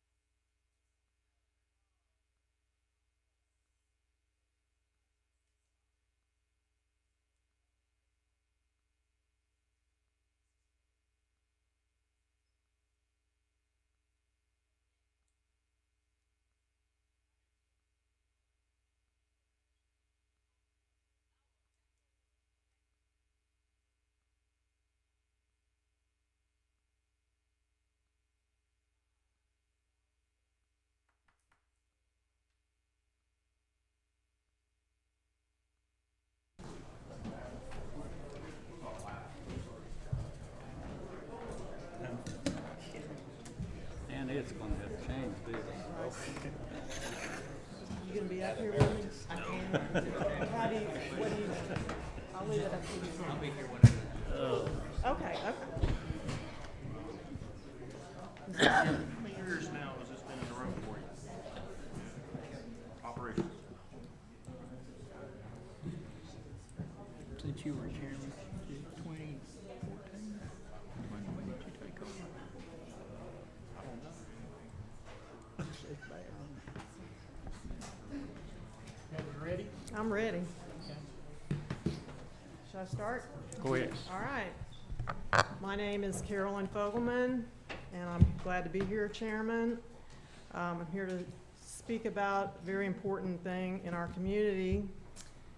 Commissioner Allen and I have been collaborating on a plan to protect our community from harm, and we reached out, and Mr. Bryce Kidwell here enthusiastically agreed to help us with this initiative. So, the citizens of Maui suffered the ultimate tragedy when a fire which had been under control was allowed to rise again. The emergency response was woefully inadequate, even worse than no response at all. Many people died, and we would not want such a disaster to happen anywhere else. Someone today mentioned, he's not here right now, about the sacredness of human life, and this really plays into what we're going to talk about here today. The Oak Ridge Reservation is a unique opportunity for economic and cultural stimuli that's provided by these government facilities. But we are also in Anderson County subject to the possibility of unique accidents and emergency situations. For example, Y-12 and ORNL, they provide for our nation's defense and energy research, but the work in these facilities involves very hazardous materials.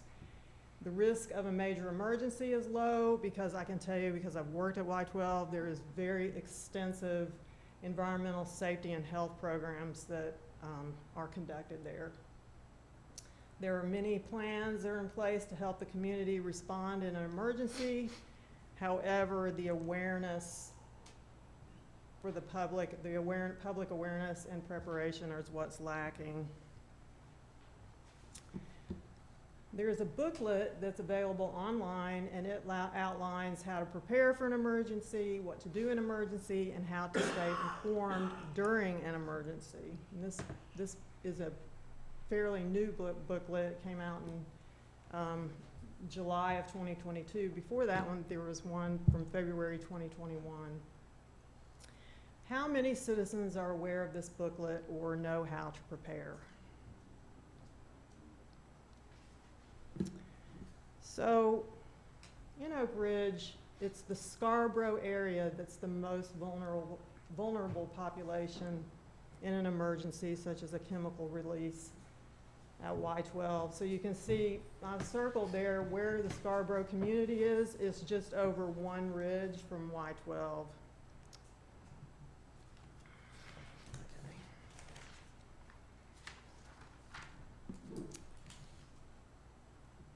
So a rough survey has told me that there are not a lot of people that know about what to do in an emergency. And so Scarborough and the surrounding areas need this information to help them protect themselves. So most of us will hear the emergency notification system go off. We'll say, is it Wednesday? Is it noon? If it is, you know, we're like, okay, they're testing it. But we don't necessarily know what to do if it was an emergency. And did you know that citizens can get emergency notifications on their phone? And what do you do if you hear that emergency notification siren? And how do you tune in to hear information about what the emergency is and what you should do? And how do you shelter in place? What is that? And how and where do you evacuate if you have to evacuate? Do you know that for yourself or your family? What do you do? What do you bring with you when you evacuate? And what happens to your children in school during an emergency? These are things that people need to know. So different kinds of emergencies may require citizens to shelter in place or evacuate to designated centers. Now, I know this is hard to read, but on the left you see a map, and you can see that this area surrounding the Oak Ridge Reservation is divided up into sectors.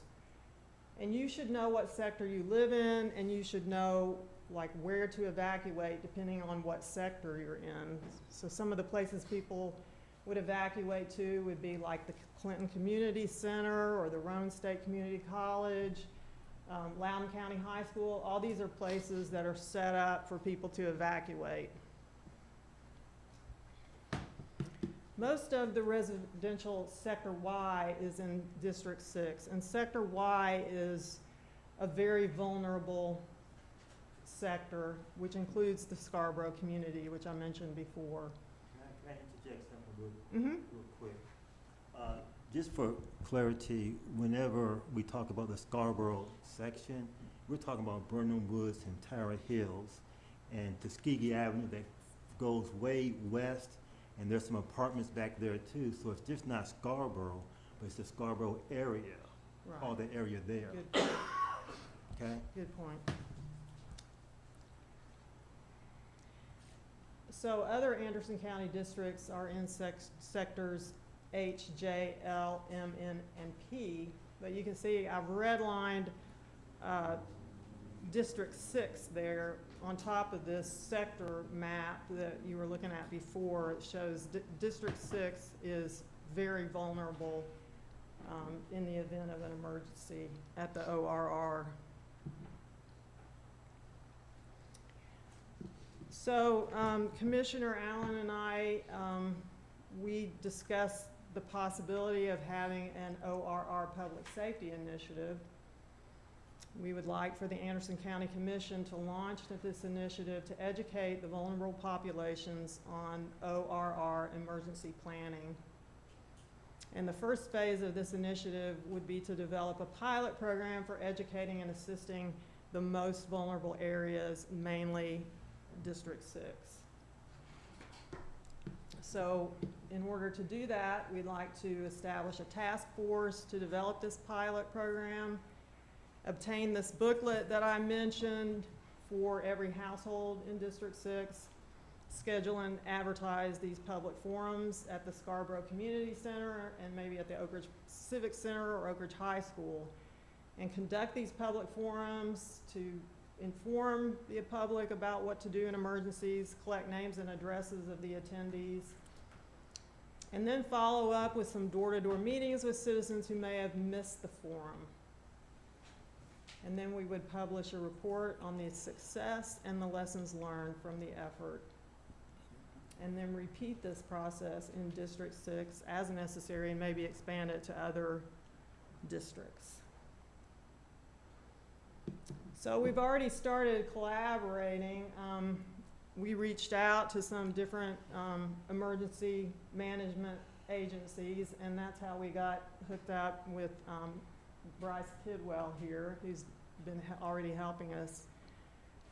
And there's also the Anderson County Local Emergency Planning Committee, which is already very interested in helping us with this effort. Others that might be willing to participate: Oak Ridge City Fire Department, Y-12 Emergency Management, and of course, Tennessee Emergency Management Agency.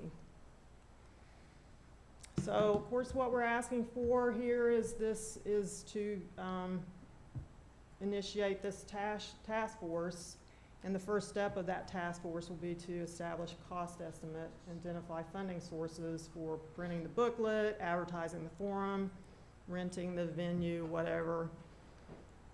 I'm an optimistic person. I think that we will not have a hard time getting funding for something as important as this kind of public safety.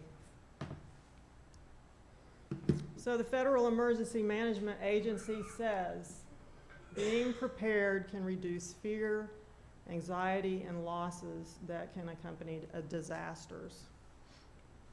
So if you have any questions, got the expert here. That's what we're asking for. Well, I like to say that our EMA has done a fantastic job in the past in keeping up with everything that's going on, and I'm sure that that will continue.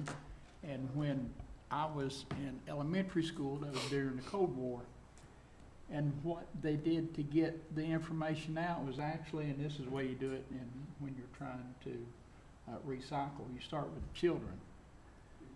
And what they did when I was in elementary school is we were tasked to go home and talk to our parents, what do we do in case of a situation like this? Okay, because there wasn't social media or any of that, it's still party line phones. So we always would go back, the teacher would tell us, they'd say, you know, this is your fallout shelter, this is your closest one. So the children would know because they had to talk to their parents.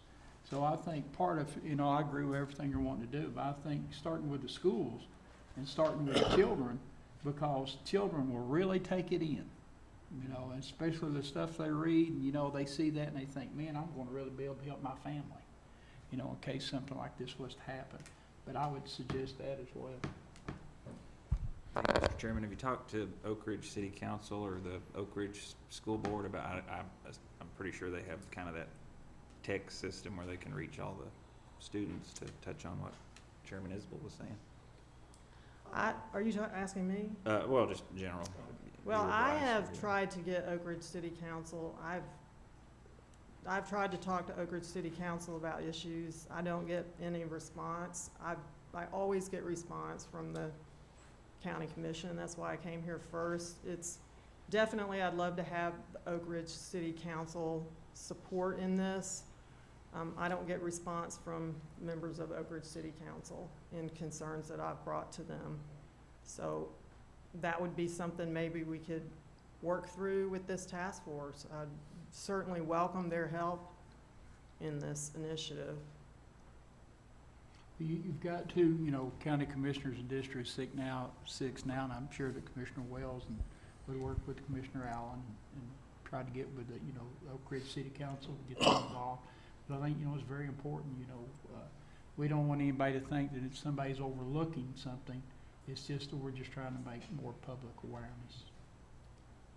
Commissioner Allen? What we're looking, thank you. What we're looking for is to educate the public as to really what to do. Yes. Experts out there, they know what to do, but how about the person that actually lives in a house in Scarborough, or the Scarborough area? Do they actually know where they should evacuate to? Do they actually have an idea of what to take with them? Do they actually know where their children will be if their children are not at home and they're at school?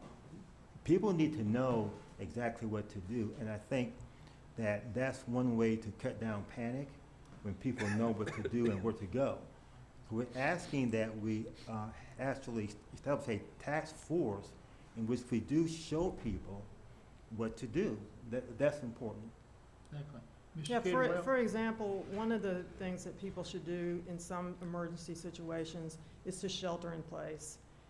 And a lot of people do not know what it means to shelter in place. It's not just go sit in your screened-in porch.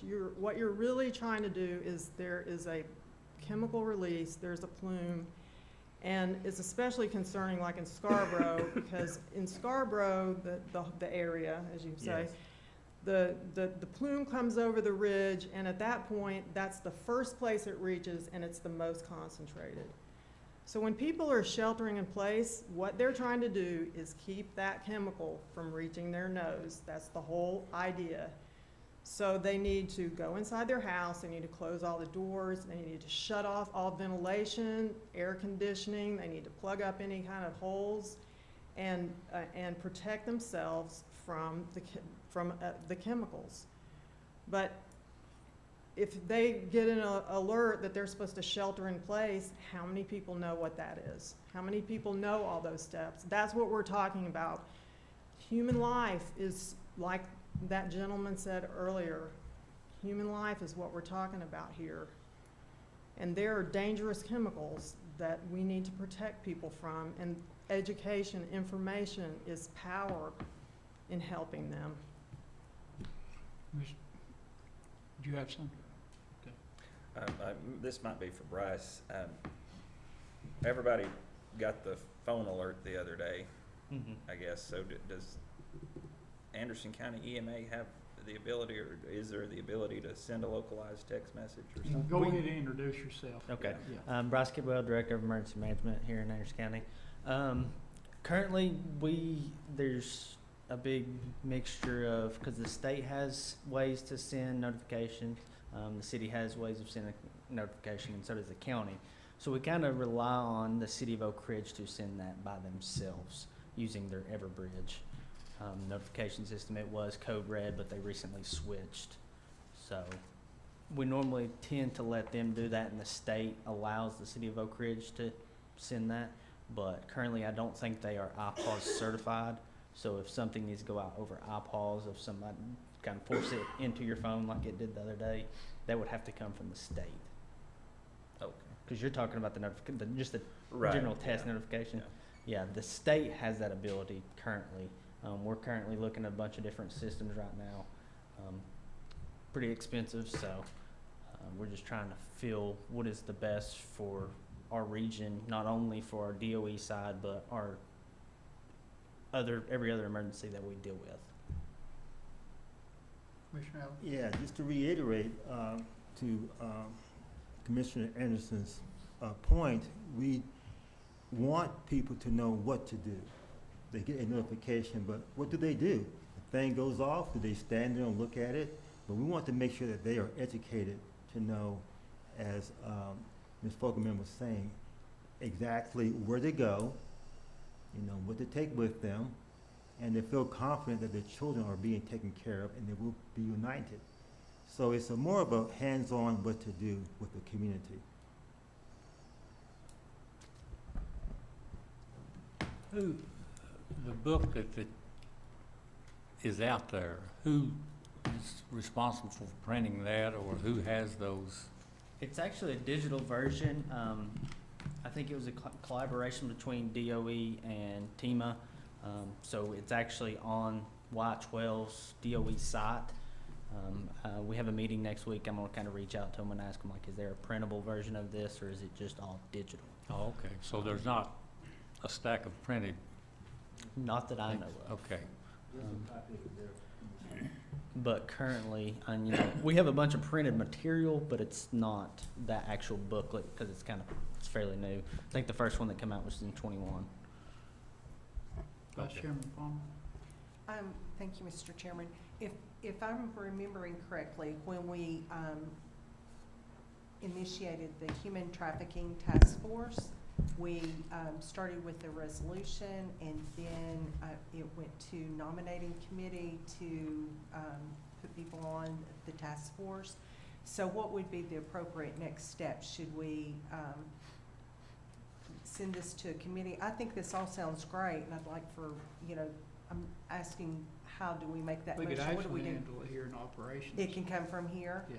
All right, so maybe we should focus on preparing that resolution for approval by this body?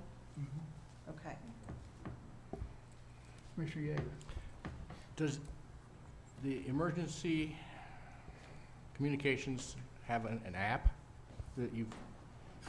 that's available? Yeah, so currently we have two apps. We have the Sheriff's app and then the E911 app, which it's about to get revamped. It's about to be split in two, so it'll actually be E911/EMA app.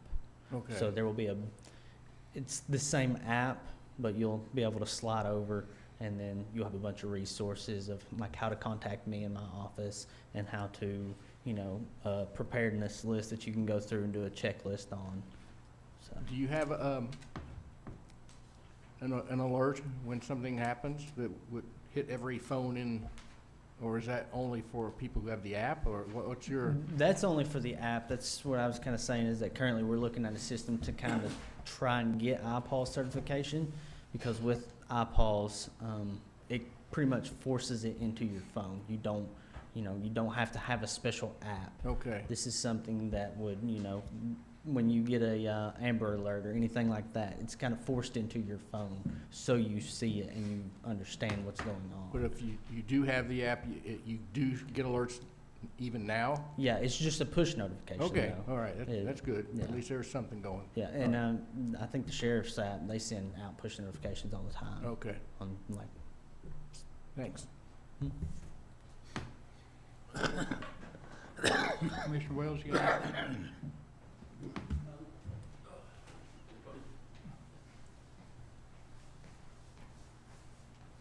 Aaron Wells, Commissioner, District 6. I guess, obviously, we want everybody to be safe.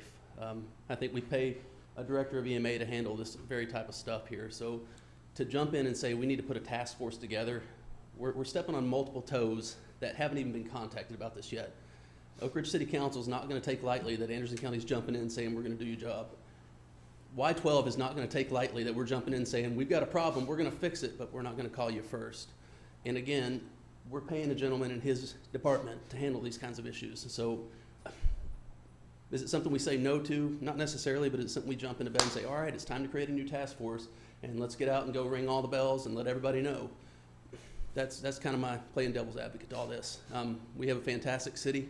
We have a fantastic city staff that does a great job notifying us. Resident of 40 years in the district. So I don't think it's something we need to start ringing a fire alarm. No pun intended on this, but let's be cautious moving forward. Yes, as I've stated before, this is more of an educational situation where we do want people to have a hands-on what to do. Things are so electronic, Mr. Chairman, that how about having some hands-on sometime? How about, getting to know people, sit down with them and say, this is what you should do, this is what you should bring. So we're not trying to step on anyone's toes, but to get back away from the electronic being on your phone, to say, here's what you actually have to take with you, here's how you actually, shelter in place, here's how you actually, pack a bag to, I'm looking at the sectors here where it says where to evacuate. I don't think people know where they should go. I think they should have to be educated to that. I would hate to all of a sudden have an emergency and get a ding on my phone, and then I don't even know where to go. So we're just asking that we establish a task force to really just to educate people about what to do, a hands-on task force to educate people. Thank you. Do we need a motion for this, or Mr. Chairman? Should we have a motion? Yeah, if you want to continue on with a task force, but I would suggest, maybe reaching out to city council or to Mayor Gooch. And Yeah, we can, do we have a motion to do that, to go ahead and start initiating those type of contacts, or just? that's what I would do. I'd reach out to, I think the mayor's got some. Oh.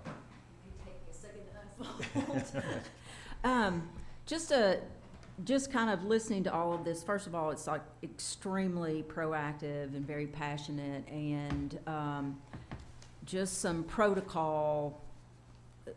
The FEMA, TEMA, EMA, DOE, the Enterprise, NNSA, they all take emergency management very seriously, and there are a lot of requirements that we have in terms of plans.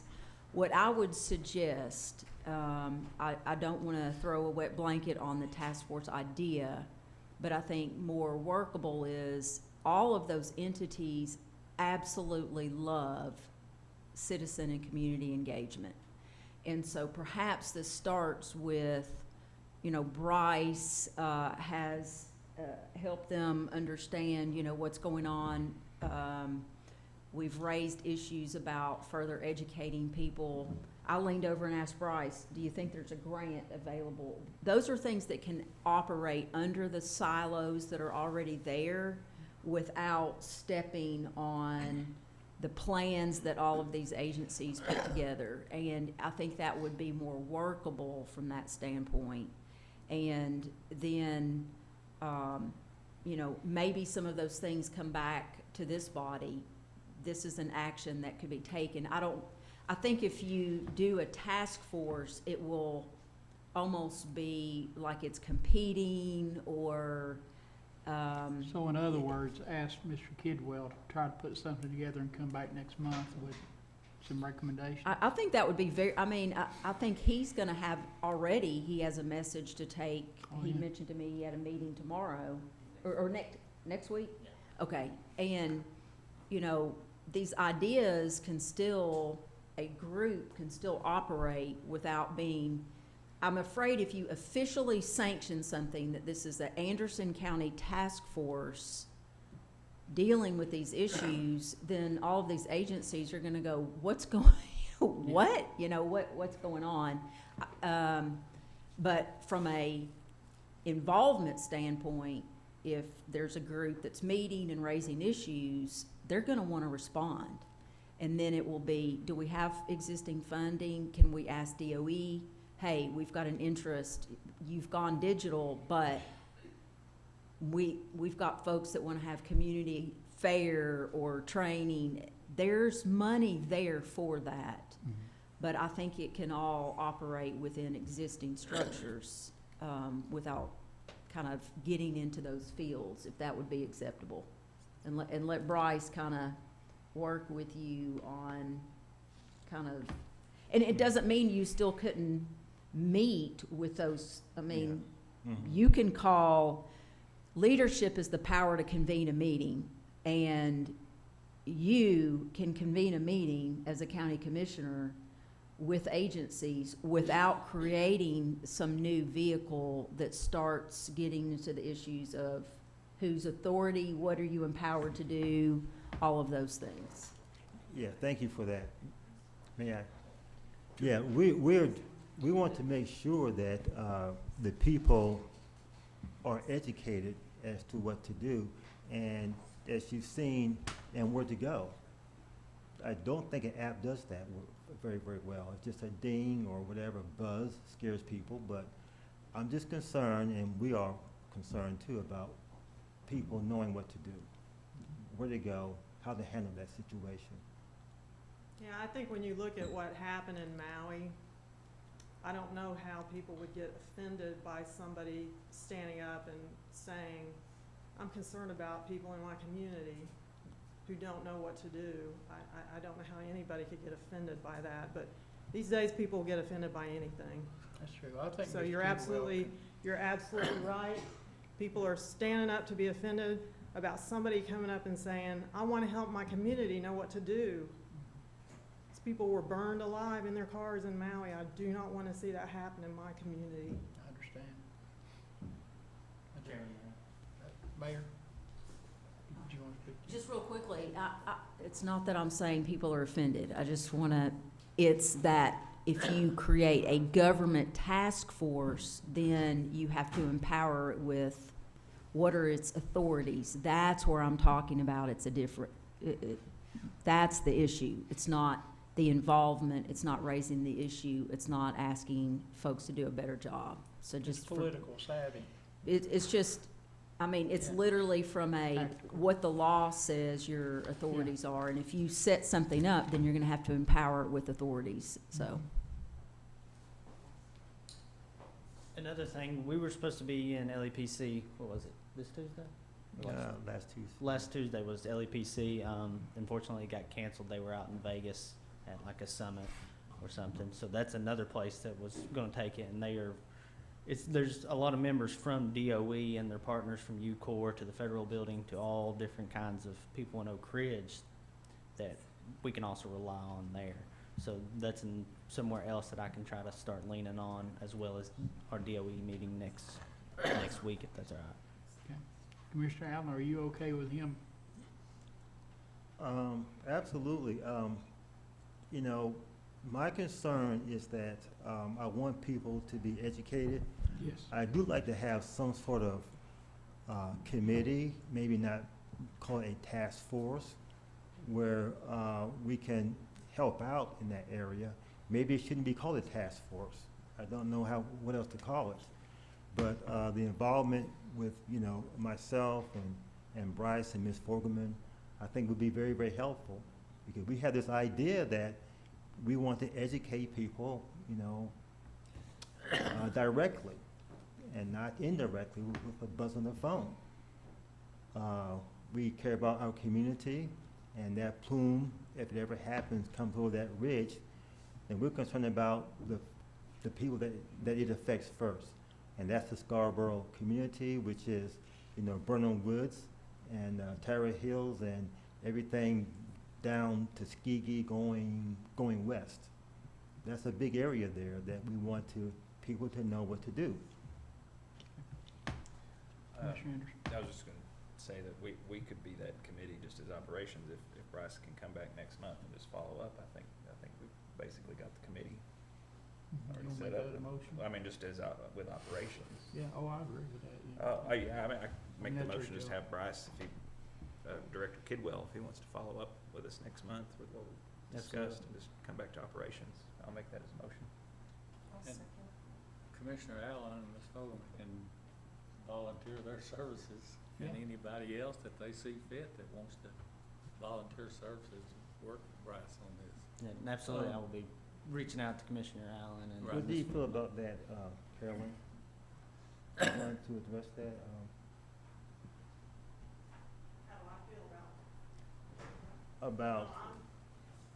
About not having. I am just concerned about our community. I don't care. I don't need to be involved. I'm not the expert. I'm just the person. It won't die in this committee, I can tell you that. We'll keep going till we get results that. think That's all I everybody care will about. agree. I don't need to be involved at all. If somebody takes this on and does a good job, that's all I care about. That's why I really, you know, all these committees are good, but I think Operations Committee is really a heartfelt committee that works for the community, and you've seen that tonight. And you'll continue to see that. Go ahead. I made that second, if you I didn't got hear it. that, yeah. Any other discussion on the motion? All in favor? Aye. Any opposed? Motion passes. Thank you, that was a good presentation.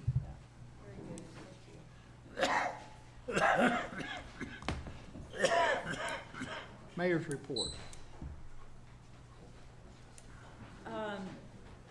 There is a resolution before you. I'm gonna go ahead and request a motion for approval.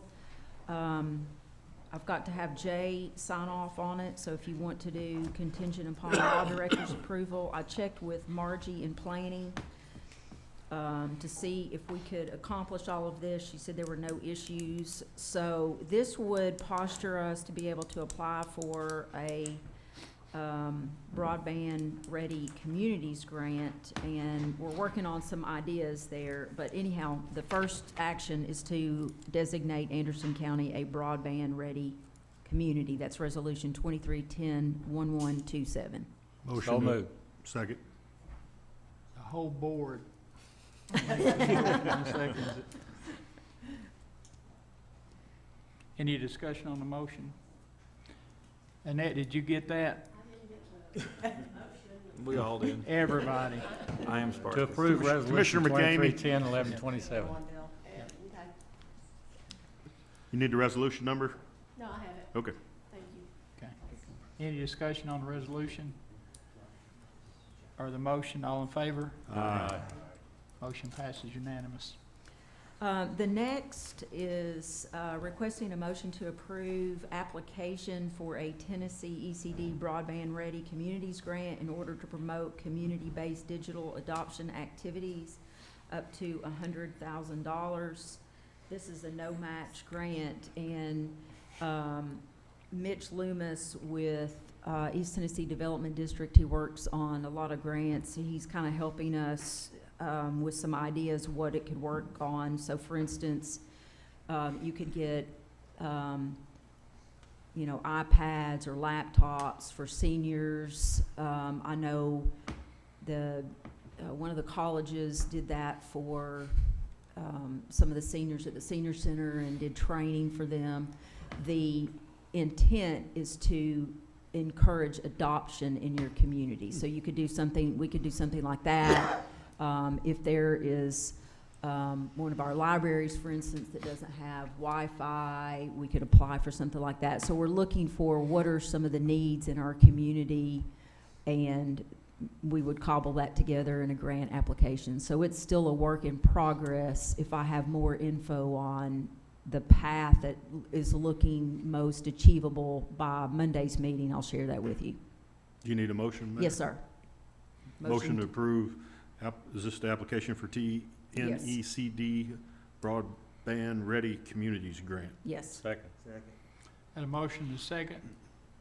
Any discussion? All in favor? Aye. Motion passes unanimous.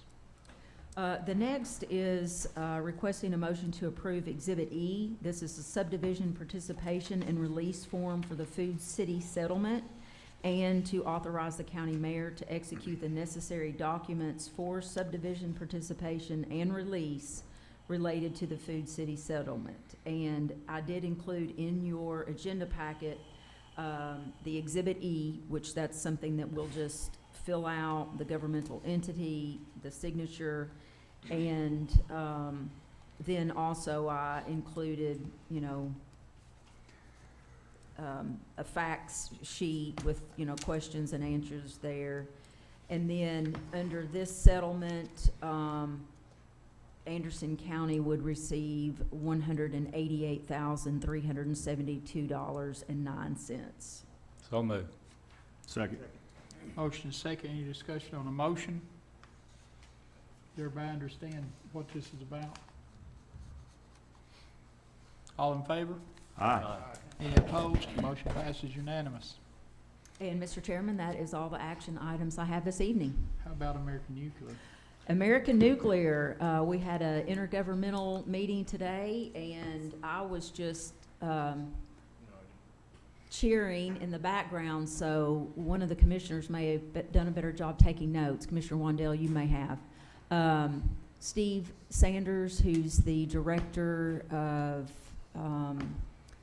the Division of Remediation for Tennessee Department of Environment and Conservation, appeared at our intergovernmental meeting and gave us the great news that EPA has committed to cleaning up American Nuclear. It would be a pretty quick turnaround. When work starts, I guess we're looking at work starting in 6 months, and it's over $13 million. Commissioner Palmer, I think you said 13.5, was that correct, Commissioner? That's correct. $13.5 million, and Anderson County's going to get that cleaned up once and for all. So we really appreciate everyone, the Intergovernmental Committee, Anderson County Commission, TDEC, Governor Lee, EPA. This is a huge, huge win for Anderson County. And if I heard him correctly, 18 months worth of work. So 2 years from now, it'll be cleaned up. And that's just, I wish we still had all these people here, because it shows really how it starts right here at a committee level to get things done. Yes. This is very important. Yep, yep. Thank you, Mayor. Mr. Thank Chairman, you. just one more thing if I could while the mayor's still up here, two more things. But also, Mayor, I did talk to Commissioner Denenberg and let her know she was ecstatic to hear that news. So I told her that you mentioned her name, and Commissioner Isabel had mentioned her name as well. The only other thing is I just want to say that I stopped by the Senior Center today and saw all the progress that's being done, and I want to say thank you. It's coming along very nicely, and I'm glad to see that. And then the only other thing I wanted to ask you, Mayor, is can we get those new Anderson County lapel pins? You know, everybody has started doing the, putting the logo on their emails, and I've just got to get my acting gear and get them ordered. But do you like the ones with the red? Oh, and I love the new logo. Okay. I'll tell you, we should trademark that. I'd like to make a motion that we set funds aside from, what fund can we use? I mean, it couldn't be that much to get these. No. I'll make a motion that we proceed forward with lapel pins, Anderson County lapel pins for our employees and wherever the mayor would like for them to go. I'll make that a motion. Second. Got a motion and second. Any discussion? Commissioner Yeager, you helped do a great job. Yes, he did. Yes, he did. Yeah. I He wish we did. could show a picture of that to the people home. Yeah, It's- yeah, it's nice. Yeah. It's nice. All in favor? Aye. Any opposed? Motion passes unanimous. And on the senior center, the thanks goes to you all because you funded it. So there'd be no construction without that. But it is moving pretty quickly. Yeah. What the demolition was supposed to take 2 weeks. In a week, they pretty much had everything done, and they were already throwing the framing up. And if you were walking through there, you probably see how much bigger the space is going to be, truing those walls up, and it's just going to be a much more usable facility. It really is. So. And if it's okay, Mayor, I just would like to add that all projects are simultaneously being done, including the kitchen. So Yes. I was impressed. Thank you. I think, Mr. Chairman, I don't know if, I guess it'll be done by the April day meeting, but maybe we should consider either having the day meeting there or maybe after we adjourn going there and just kind of having all the commission Yeah. at the senior I center. love that. Yeah. Yeah. and Soon, have sometime. lunch. Yeah. And also a little update on the Jaeger pickleball courts. So the Blue Cross Blue Shield grant, we were not able to do. So we got to the end, and you had to have permission from both the city and the county for the Blue Cross Blue Shield required a certain signage, certain size. You had to have a name for it, and that had to have approval of both the county commission and the city council. But I did meet with city officials, and I know that they were, City Manager Roger Houck was talking to his city council, and we are exploring some type of partnership idea there, and if we can't, maybe city county get that done and look at some other possibilities, because they have an interest too in seeing the Jaeger pickleball courts. Well, I've lost the Jaeger building, so I appreciate the Jaeger pickleball courts. We're gonna keep trying. We also, I went back to the design firm, and the original courts we were looking at putting behind the building, but if you look, the houses are there's some residences back there.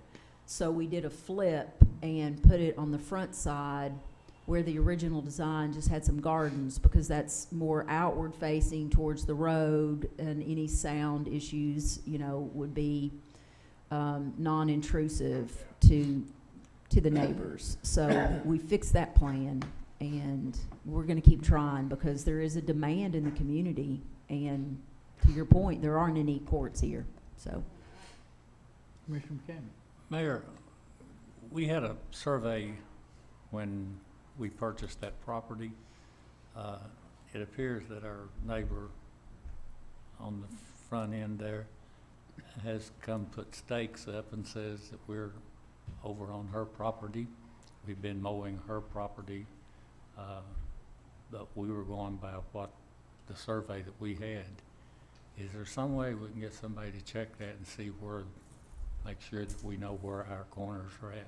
Yes, yeah, yep. Because she came over and put up stakes, and it appears that she's several feet on our property, but she says it's her property, so. Okay, She may just be a little upset because they didn't approve her travel trailer park or whatever it was, I don't know, but she says we're on her property, so I'd like to get that settled once and for all. okay, I'll put that on a front burner. Mr. Chairman, I just want to add on this pickleball thing. I was driving down to Georgia for business Friday. It's probably, I don't know, 9 o'clock in the morning. Past this, I thought it was a festival. It was just pickleball. It was packed. I couldn't believe it. And mostly all seniors, and they were just having the greatest time in the world. And so I like this idea. It is huge. I'll never forget when we built the county jail, I mentioned the fact that we needed soccer fields, and they said, nobody plays soccer. And, it's become a thing now, and I guess it's gonna be the same way with pickleball. But Yes. when I mentioned building soccer fields out there in front of the jail to sort of hide it, everybody said that, it'll never go, nobody wants to play soccer. But, you know, they have 4 or 5 games out there every weekend, so. But Kind of like volleyball, and congratulations to Clinton. Oh, yeah. Thank you for bringing it up. Clinton Speaking plays of tomorrow volleyball. night at 5 p.m. at Clinton High School against Heritage for the regional volleyball championship. They won the district, and now they're going on to the region. So anybody can come, please come, 5 o'clock. I'd like to thank all those that have supported the kids to come. They've raised money for kids to come, and they're going to pay for the students to come. It's just a great atmosphere, and proud of the Lady Dragons and coaching staff. It's really become a volleyball mecca. Lake City Lakers finished 6th in the state. Wow. Anderson County Mavericks, yeah. Yeah. Anderson County Mavericks is moving on. They're always So, tough. yeah, so, you know, it's all these other sports that people never thought about is really coming on. All right, any new business come before this committee? Any old business? Just want to say I appreciate the support, appreciate the election, and what it shows tonight, and all these things we've talked about, is these committees work, and we're making progress, because a lot of times you'll hear people say, y'all don't do anything. But that's part of it. I appreciate you. Mr. Chairman, the strategic planning workshop, does Oh, yeah. anyone have any questions? I will hold.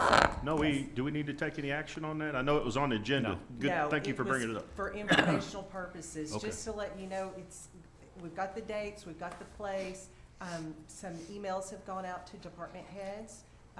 Maybe not all of them, I'm not sure who she has sent them to. She's asked for them to respond by a certain deadline. Then she's gonna make phone calls. So and there is an agenda, she's working on an agenda to finalize that. As soon as I get that, I'll email that to you. That may be as soon as tomorrow. Yes, on Thursday, the 26th, it's 3 to 7 p.m. On Friday, the 27th, 8 to 4, 8 a.m. to 4 p.m. That's 2 weeks away. I keep thinking, that's in October. We're in October, so it's 2 weeks away. And so everything's coming along. The facilitator is doing everything. But if you have any questions, I'll be glad to reach out and answer those questions. I know that we want to go prepared, and so I'm going to get that information and talk to her about that, get as much information as I can to you before the workshop. Okay. Sound good? Commissioner Palmer, is public welcome to come too? Yes, it Okay. will be public notice, and, And planning commission as well. I'm sorry? I've invited planning commission as well. Okay, yeah. She is, she's wanting to give us this, she's wanting to kind of, if we have every department head come and give like a 10-minute presentation, it would be a 2 or 3 day workshop, right? So she's trying to get as much information to us beforehand, and then perhaps they will be there to answer any questions that we may have. But yes, everyone's welcome. Awesome. All right, motion to adjourn? Thank you.